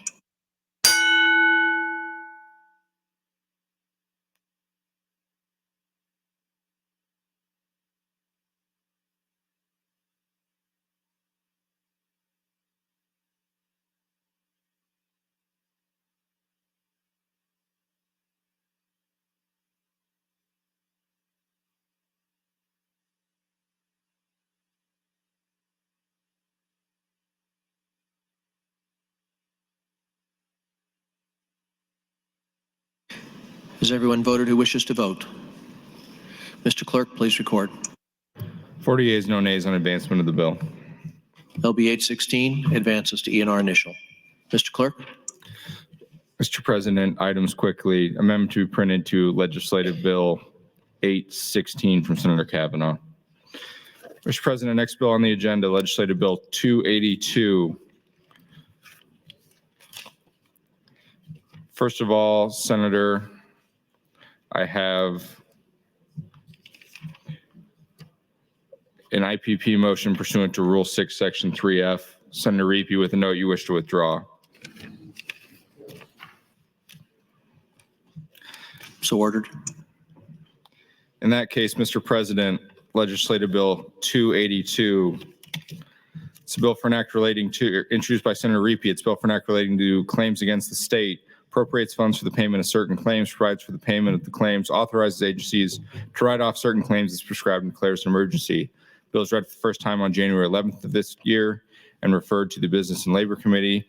That committee placed the bill on general file with committee amendments. There are other motions and amendments, Mr. President. Senator Riepe, you're welcome to open on LB 282. Thank you, Mr. President. The Business and Labor Committee holds the responsibility of oversight and authority for state claims. As chairman of the Business and Labor Committee, I will provide background on the process for these claims and go through each claim in LB 282. For your reference, each of you will soon receive a spreadsheet detailing each claim, providing a brief description and settlements processed by the Attorney General's office. The dollar amounts in the state claims bill have been agreed to. Settlements or court judgments reviewed and litigated by the Attorney General's office or the relevant state agency, not, and I repeat, not determined by the Business and Labor Committee. State claims bills are brought forth each session and may consist of miscellaneous torts, indemnification, workers' compensation, and state insurance claims. Claims against the state pass through the State Risk Manager's office within the Department of Administrative Services. Claims in the amount of $5,000 may be approved directly by the State Risk Manager. Claims over $5,000 and up to $50,000 must be approved by the State Claims Board. Claims totaling more than $50,000 must be approved by this legislature and thus are added to the claims bill. The risk claims manager pays claims between $50,000 and the first $50,000 of claims settled above that amount. This also included the state claims bill and state agency write-off request of uncollectible debts. I will now go through the claims by the order of the spreadsheet shared with you with this body. Schedule 1, which covers miscellaneous claims. The miscellaneous claims included in this section are paid through Program 65, which is the Administrative Services Agency. This year, miscellaneous claims include the first beneficiaries of the in the line of duty claim. In 2021, this legislature enacted LB 255 to adopt the In the Line of Duty Compensation Act, creating the benefits for first responders who died in the line of duty. In 2022, this legislature passed LB 717, increasing the amount of this compensation to $250 from $50,000. The State Claims Board reviewed and approved the claims of the beneficiaries. 3 responders who died due to the line of duty were Elmwood Fireman Darren Krull, Lincoln Fire Investigator Donald Gross, and Saunders County Deputy Sheriff Jeffrey Hermison. This year's miscellaneous claims include a claim of $71,483.44 filed by the Nebraska Press Advertising Services. This claim is for the cost of publication of legal notice of measures voted on the November 22, 2022 general election. These notices are required by the Nebraska Constitution and by Nebraska statute. The cost is to place notices in papers across the state. Section 2 is for tort claims, the ability to sue. The bill contains one tort claim in the amount of $45,000 payable to an individual who is alleged to have medication issues. The claim was settled for $95,000. The first $50,000 has been paid. Section 3 is for indemnification claims. The bill contains one claim in this particular bill for the amount of $49,500 payable to an individual who alleged disability discrimination. The issue was settled for $99,500 and the first $50,000 has been paid. Section 4 is for the workers' compensation claims. The bill contains one workers' compensation claim payable to an individual who alleged she sustained an accidental injury arising from her employment, and the issue was settled for $125,000. The first $25,000 has been paid. Section 5 is for the state insurance claims.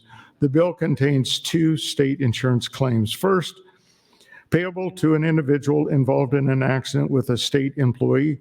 The claim was settled for $202,500, and the first $50,000 has been paid. You might note that in your spreadsheet handout, it refers to the state employee as a teammate, which is interesting. Second, payable to an individual involved in an accident with a state employee. The claim was settled for $150,000, and the first $50,000 has been paid. Section 6 is for agency write-offs. The bill contains 11 of these particular write-offs. First is for $4,175 from the Accountability and Disclosure Commission for uncollectible debt from late filing fees. Second is for $33.63 from the Legislative Council for uncollectible debt from past due notices. Third is for $193,971.08 for the Department of Transportation for uncollectible debt relating to state property damage. Fourth is for $14,398.30 from the Department of Revenue for uncollectible debt relating to a retailer selling lottery tickets by failing to make required payments to the Nebraska Lottery and now out of business. Fifth is for $2,142.25 for the Games and Parks Commission for uncollectible debt due to insufficient funds, permit non-payment, and group activities at Mahoney State Park. Sixth is for $35,869 for the Department of Labor for an uncollectible debt from unemployment insurance due to going out of business with the employers passing away and employers who have filed and declared bankruptcy. Seventh is for $660,654.08 for the Department of Labor for an uncollectible debt for overpayment on unemployment insurance benefits. Eighth is for $6,289 for the State Fire Marshal for an uncollectible debt due to a boiler and conveyance certificate, as well as the registration fee. Ninth is for $7,240.03 by the Department of Veterans Affairs for an uncollectible debt due to past due members' contributions. 10th is for $12,844.70 by the Nebraska Public Relations retirement payments for an uncollectible debt due to an overpayment on retirement. And 11th is for $875,459.89 by the Department of Health and Human Services for an uncollectible debt due to bankruptcy, a death of the debtor, and dissolution of the corporate entity, and the state statute of limitations of need-based assistance had expired.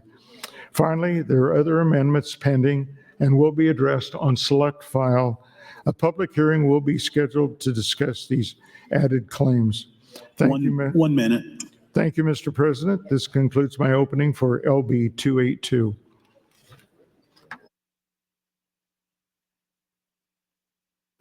Mr. Clerk, for a motion. Mr. President, Senator Riepe, I've got a motion to both bracket and recommit the bill, both with notes that you wish to withdraw. I do. In that case, Mr. President, nothing further except for committee amendments.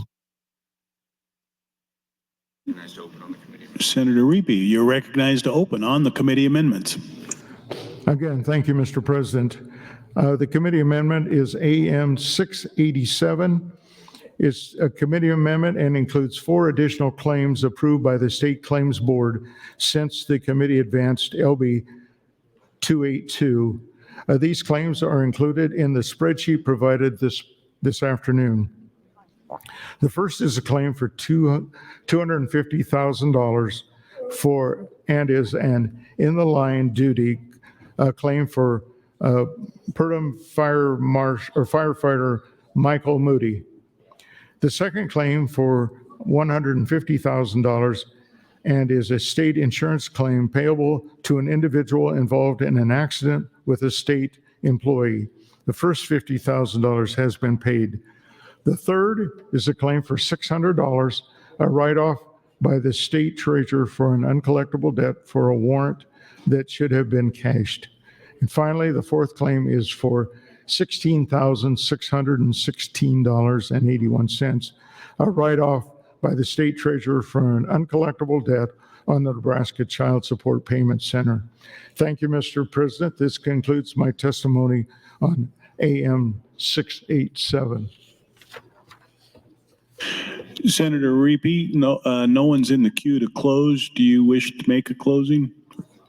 I would simply like to request the support of all of the members of this group, and I think they rather speak for themselves. So thank you, Mr. President. Thank you.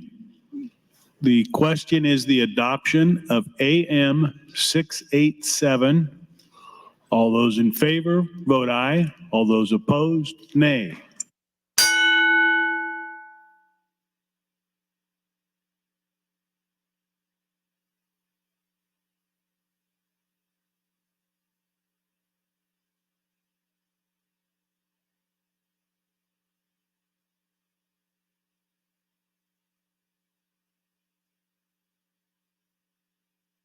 Mr. Clerk.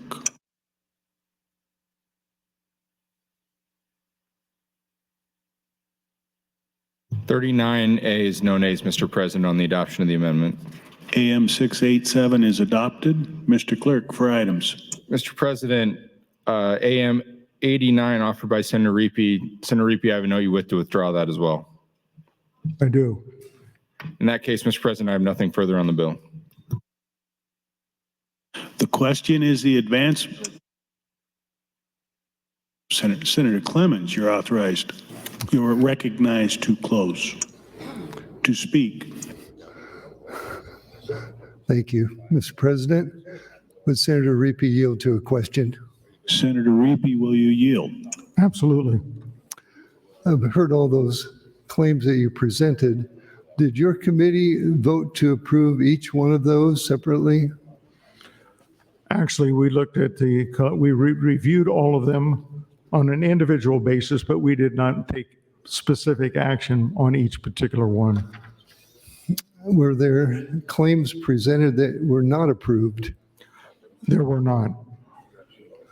Were these claims the recommendation of agencies? They were the claims of Alan Simpson, who's the risk manager. He recommended these? Yes, he's the one that worked at the AG's office in terms of negotiating settlements. Well, thank you. Thank you, Senator Reapy. I was just curious about the process. I know that we've done each year approval of claims of this sort, and I just had never asked the question, and that's satisfactory. Thank you, Senator Reapy. Thank you, Mr. President.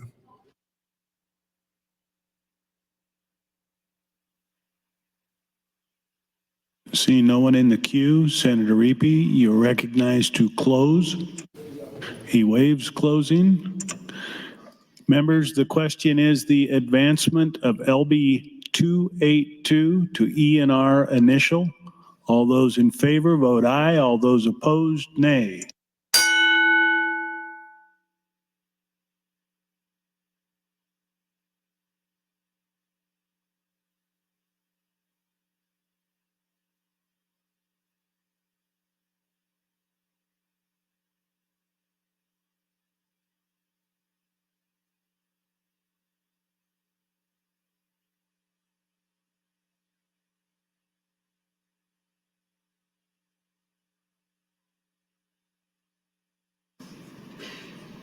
Mr. Clerk, record.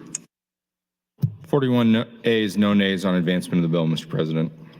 The bill is advanced. Mr. Clerk. Mr. President, next item, Legislative Bill 799, introduced by Senator DeBoer. It's a bill for an act relating to judges' salaries. Amends Section 24-200-0101, changes judges' salaries, provides an operative date, repeals the original section, declares an emergency. Bill is read for the first time on January 18th of this year and referred to the Judiciary Committee. That committee placed the bill on general file. There are committee amendments, Mr. President. Senator DeBoer, you're recognized to open. Thank you, Mr. President. Good afternoon, colleagues. This afternoon, I'm introducing to you LB 799, which is a bill that reflects a piece of biennial budgeting process which addresses state salaries for the court system's judges. As currently structured, all Nebraska judges are paid using a statutory formula based on the salary of the Chief Justice. LB 799 then proposes an increase to the chief's salary that will result in a commensurate increase in the salaries for the justices of the Court of Appeals, district court judges, county court judges, and judges of the separate juvenile courts. LB 799, as amended by the committee amendment, adjusts the salaries to reflect a 7% salary increase for Nebraska's judges in year 1 of the biennium, that's this year, and 6% in year 2. The amendment reflects a negotiated agreement between the judges and the administration with respect to the budgeting process. During the hearing, the Chief Justice talked to us about the fact that our salaries for judges are lagging behind those of other folks who have the same amount of experience in the legal profession. We know that we have a lot fewer applicants for open judicial seats than we ever used to. And that lack of applicants for the bench is problematic. Our most qualified individuals we need to have to choose between, because we need to have the best judges serving on the bench. But it is often the case that they choose not to apply because the financial hit that they would have to take to serve. It is my hope with the increases in LB 799, we'll be able to attract the best and brightest to the bench. Thank you, Mr. President. Thank you, Senator DeBoer. As mentioned, there are committee amendments. Senator Wayne, you are recognized to open on the committee amendments. There's 2 amendments or 1?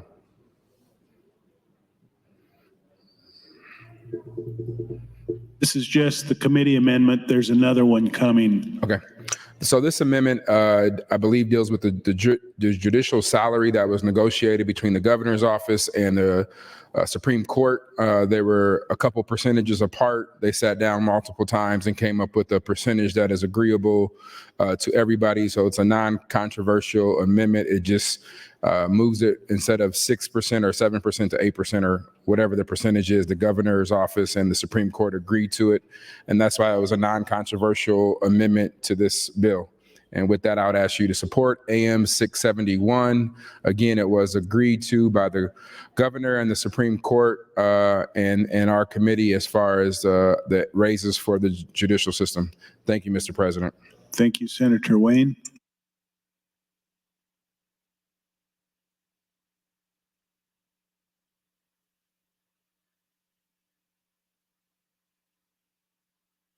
Mr. Clerk, for an amendment.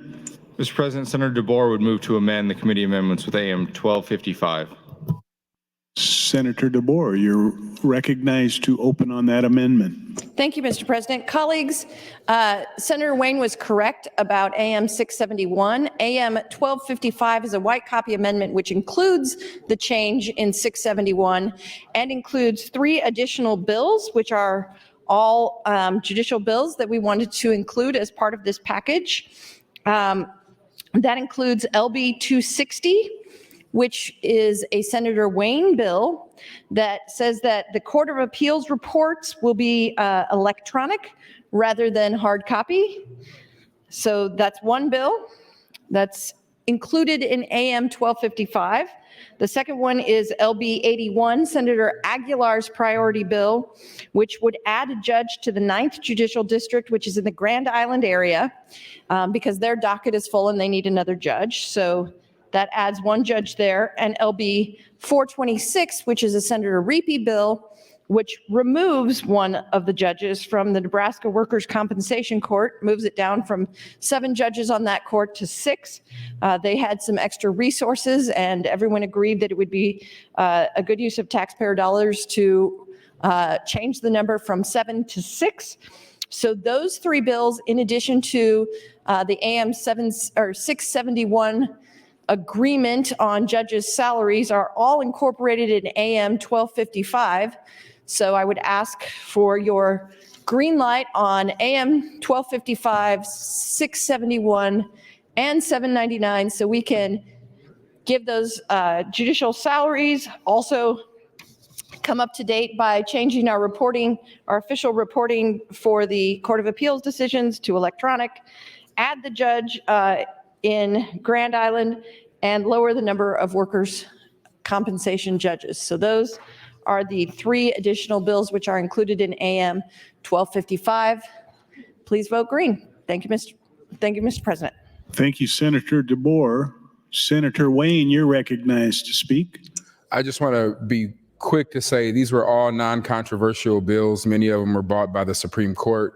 Senator Aguilar's bill is to help solve the growing juvenile and county court misdemeanor problem in Hall County. They need this. The Supreme Court is supportive of this.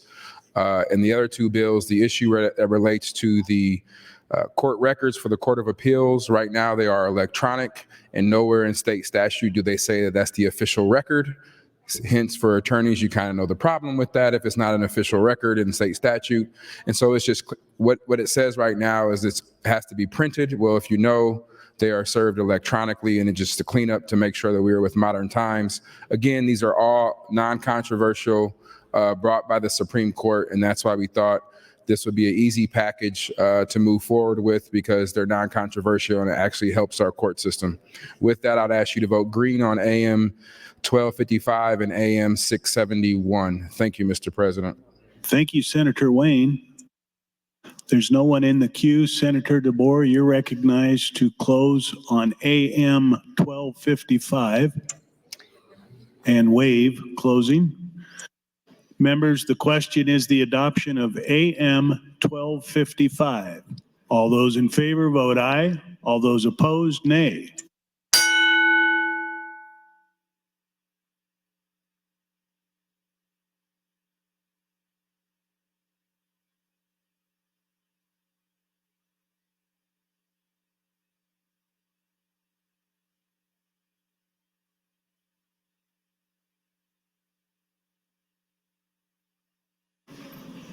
Mr. Clerk, record, please.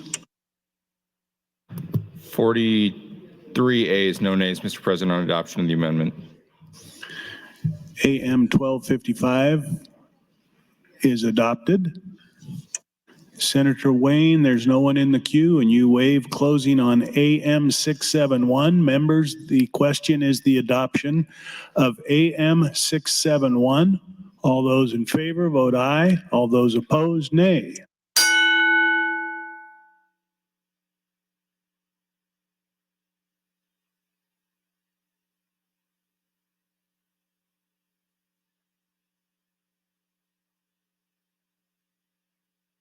Record, Mr. Clerk. 42 ayes, no nays, Mr. President, on adoption of the committee amendment. AM 671 is adopted.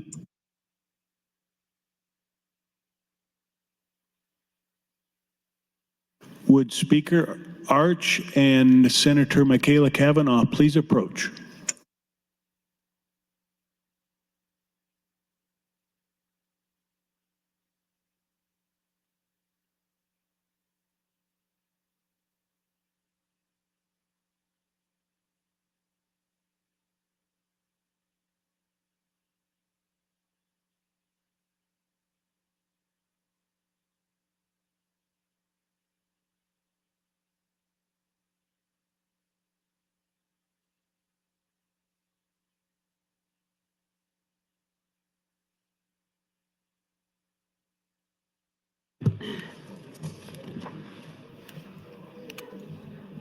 Senator Kavanaugh, I've got motions here, MO 866, 865, and 864, all with notes that you wish to withdraw. They are withdrawn. I have nothing further on the bill, Mr. President. Thank you. The question for the members is Senator DeBoer, you're recognized to close on LB 799.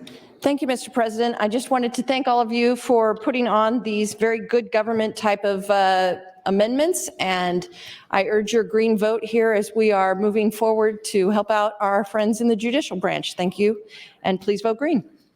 Thank you, Senator DeBoer.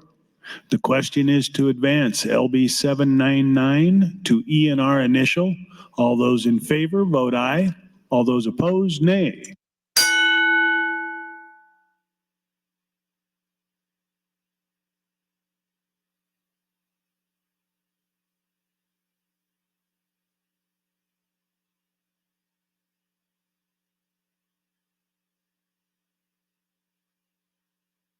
Record, Mr. Clerk. 42 ayes, no nays on advancement of the bill. The bill advances.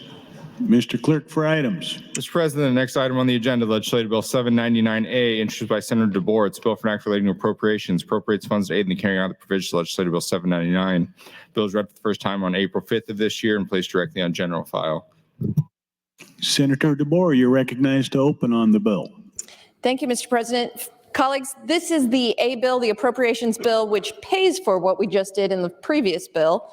So this is just to pay for the change in judges' salaries that we just did in the last bill, as well as the other amended changes that we did. Thank you.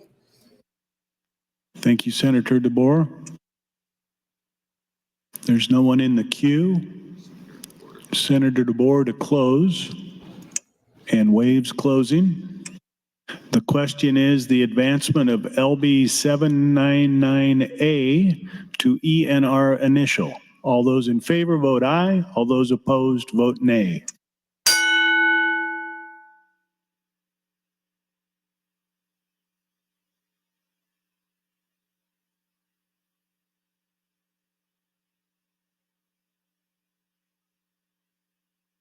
Record, Mr. Clerk.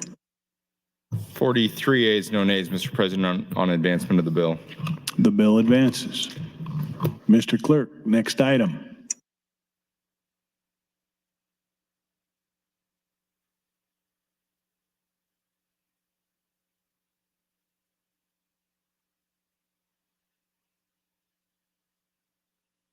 Mr. President, Legislative Bill 531. First of all, Senator Hunt, I've got MO 142 to indefinitely postpone pursuant to Rule 6, Section 3F with a note you wish to withdraw. That's right. In that case, Mr. President, Legislative Bill 531, introduced by Senator McKinney. It's a bill for an act relating to the Economic Recovery Act, amend sections 81-12-241 and 12-243-244. Changes provisions relating to the Economic Recovery Incentives Division of the Department of Economic Development, Qualified Census Tract Recovery Grant Program, and the Economic Recovery Contingency Fund. Eliminates an obsolete provision, provides for a credit of investment earnings, changes restrictions on the use of intended appropriations, harmonized provisions, repeals the original section, declares emergency. Bill was read for the first time on January 17th of this year and referred to the Urban Affairs Committee. That committee placed the bill on general file with committee amendments. There are other amendments and motions, Mr. President. Thank you, Mr. Clerk. Senator McKinney, you're recognized to open. Thank you, Mr. President. Good evening, colleagues and Nebraskans. Tonight we're discussing LB 531, which is the Urban Affairs Committee Priority Bill, and a bill that is the nexus of LB 1024, which was passed last year, which was a historic legislation spearheaded by Senator Wayne and myself to devote American Rescue Plan dollars to economic recovery in North Omaha. As the process progressed, we combined economic efforts with South Omaha, Lincoln, and parts of Western Nebraska. After the session the hard work began with countless meetings and engagement with community. A process, although imperfect, was needed because of the decades of economic neglect in the respective communities. My number one priority coming into the legislature was economic development and opportunity. And many would ask why. And I would say, as someone that grew up in North Omaha, I had a front row seat to the constant depreciation of my community, which included consistent disproportionate levels of poverty, a lack of investment, poor health outcomes, poor educational outcomes, violence, mass incarceration, and the constant tune of wait. It'll get better. And I'll make it plain, North Omaha is not a charity case for wealthy individuals to act as our saviors. It's a community that deserves a fair chance at the good life. For my lifetime, the charitable route has been taken to address historical issues plaguing our communities. To date, that has yet to work. However, many entities and individuals in those communities are doing some amazing work, and I don't want that to come off as people aren't. The vision behind LB 1024 was our alternative approach because the status quo is not working. From the start, we consistently repeated that we plan to approach these issues through an economic lens. As you all know, Olson and Associates was hired to produce the North and South Omaha Coordination Plan. They met with and engaged with community members and stakeholders to understand what was needed. The community was then able to submit proposals for consideration for recommendations. I will clarify that the Economic Recovery Special Committee senators did not evaluate or select projects for recommendations. The coordination plan was released at the beginning of the session. Olson selected 35 proposals for funding recommendations out of 367 proposals, totaling $3.2 billion, showcasing a clear need in both areas. This process honestly has changed my perspective on many things, especially my work in the legislature. My focus is to see the process through and work to ensure those historically left out can see the fruits of this legislation. The weight placed on our shoulders is not light, but I believe that North Omaha has built me and Senator Wayne to carry it, and also Senator Vargas and Senator McDonald in South Omaha, and Senator Wishart and Lincoln and others. Many may question my views and positions, but my care for my community is undeniable. Our goals are to see poverty substantially reduced, educational outcomes improve, crime decrease, prison populations declining, and health outcomes improve. Most importantly, I hope North and South Omaha can become economically independent and vibrant. I hear the stories of the past in North Omaha before the riots and just think about the what ifs. I believe the ball was dropped, but now we can pick it up and work to ensure that another kid doesn't have to sleep without food or the basic necessities. The committee amendment to LB 531 will provide direction to the Department of Economic Development to consider projects in the coordination plan and appendices. Although DED will take applications, if an individual or entity did not submit a proposal to Olson, they will not be eligible for consideration.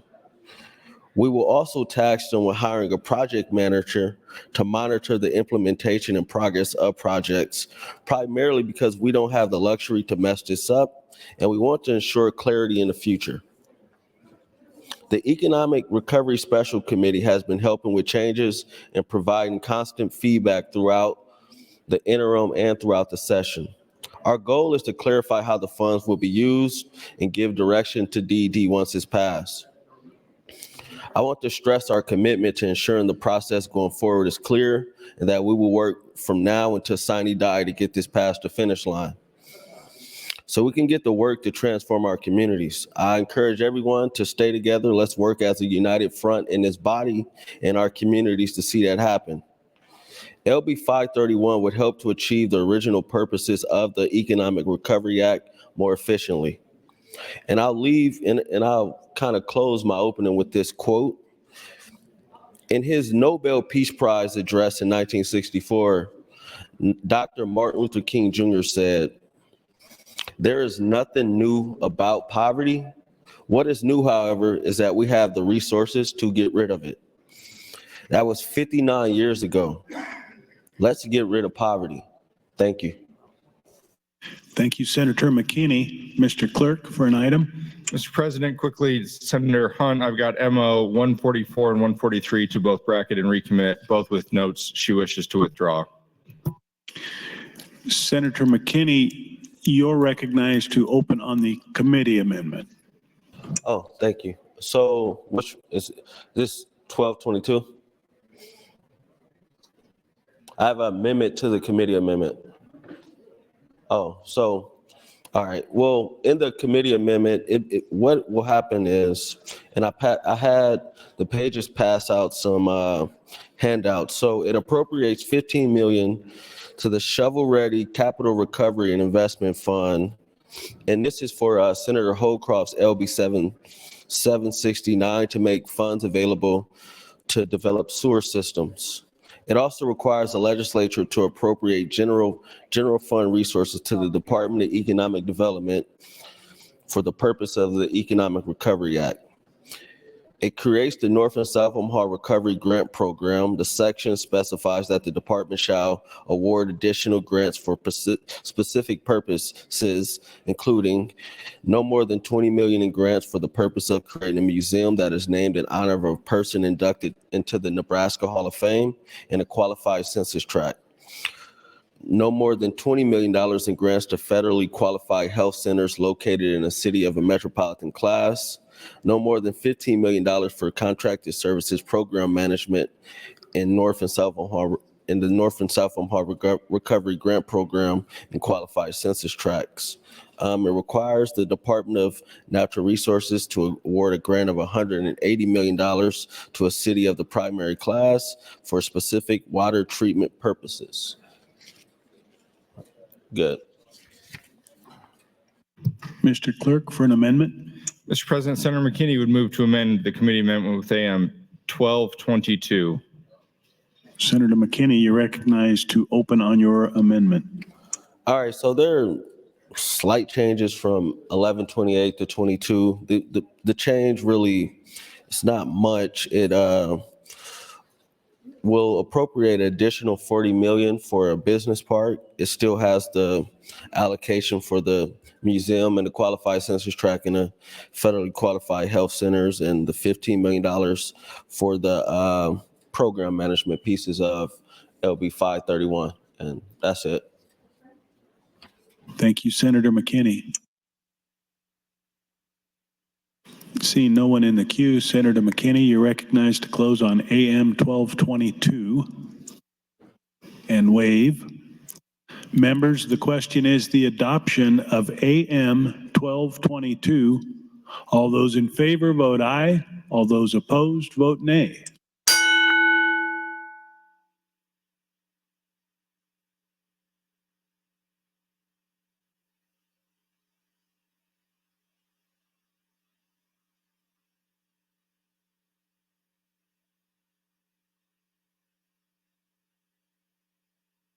Mr. Clerk, record, please.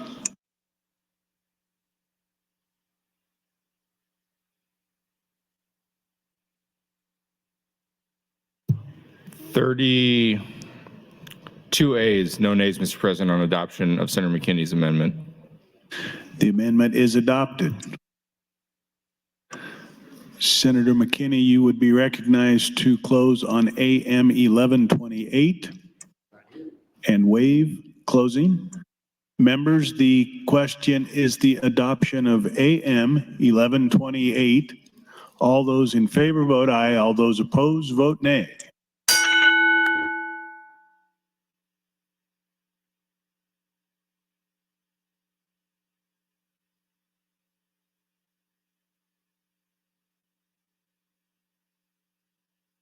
Record, Mr. Clerk. 26 ayes, no nays on adoption of the committee amendment. The amendment is adopted. Mr. Clerk, for an item. Thank you, Mr. President. Mr. President, Senator McKinney would move to amend LB 531 with AM 864. Senator McKinney, you're recognized to open on that amendment. I think that was supposed to get pulled. I apologize, Senator. You're right. There's a note to withdraw. So Senator McKinney would withdraw AM 864. So ordered.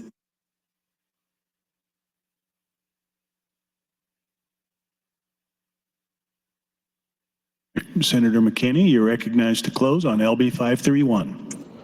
Thank you, Mr. President. In my close, I would just say LB 531 and LB 1024 last year was an effort to begin to address a lot of historical issues that have plagued my community and other communities like ours. And I am hopeful and optimistic that we could get this passed and we could start seeing some changes economically in North Omaha and in South Omaha that can change the trajectory of a lot of individuals, young and old. And with that, I ask for your green vote on LB 531. Thank you. Thank you, Senator McKinney. The question is the advancement of LB 531 to E&R initial. All those in favor vote aye. All those opposed vote nay.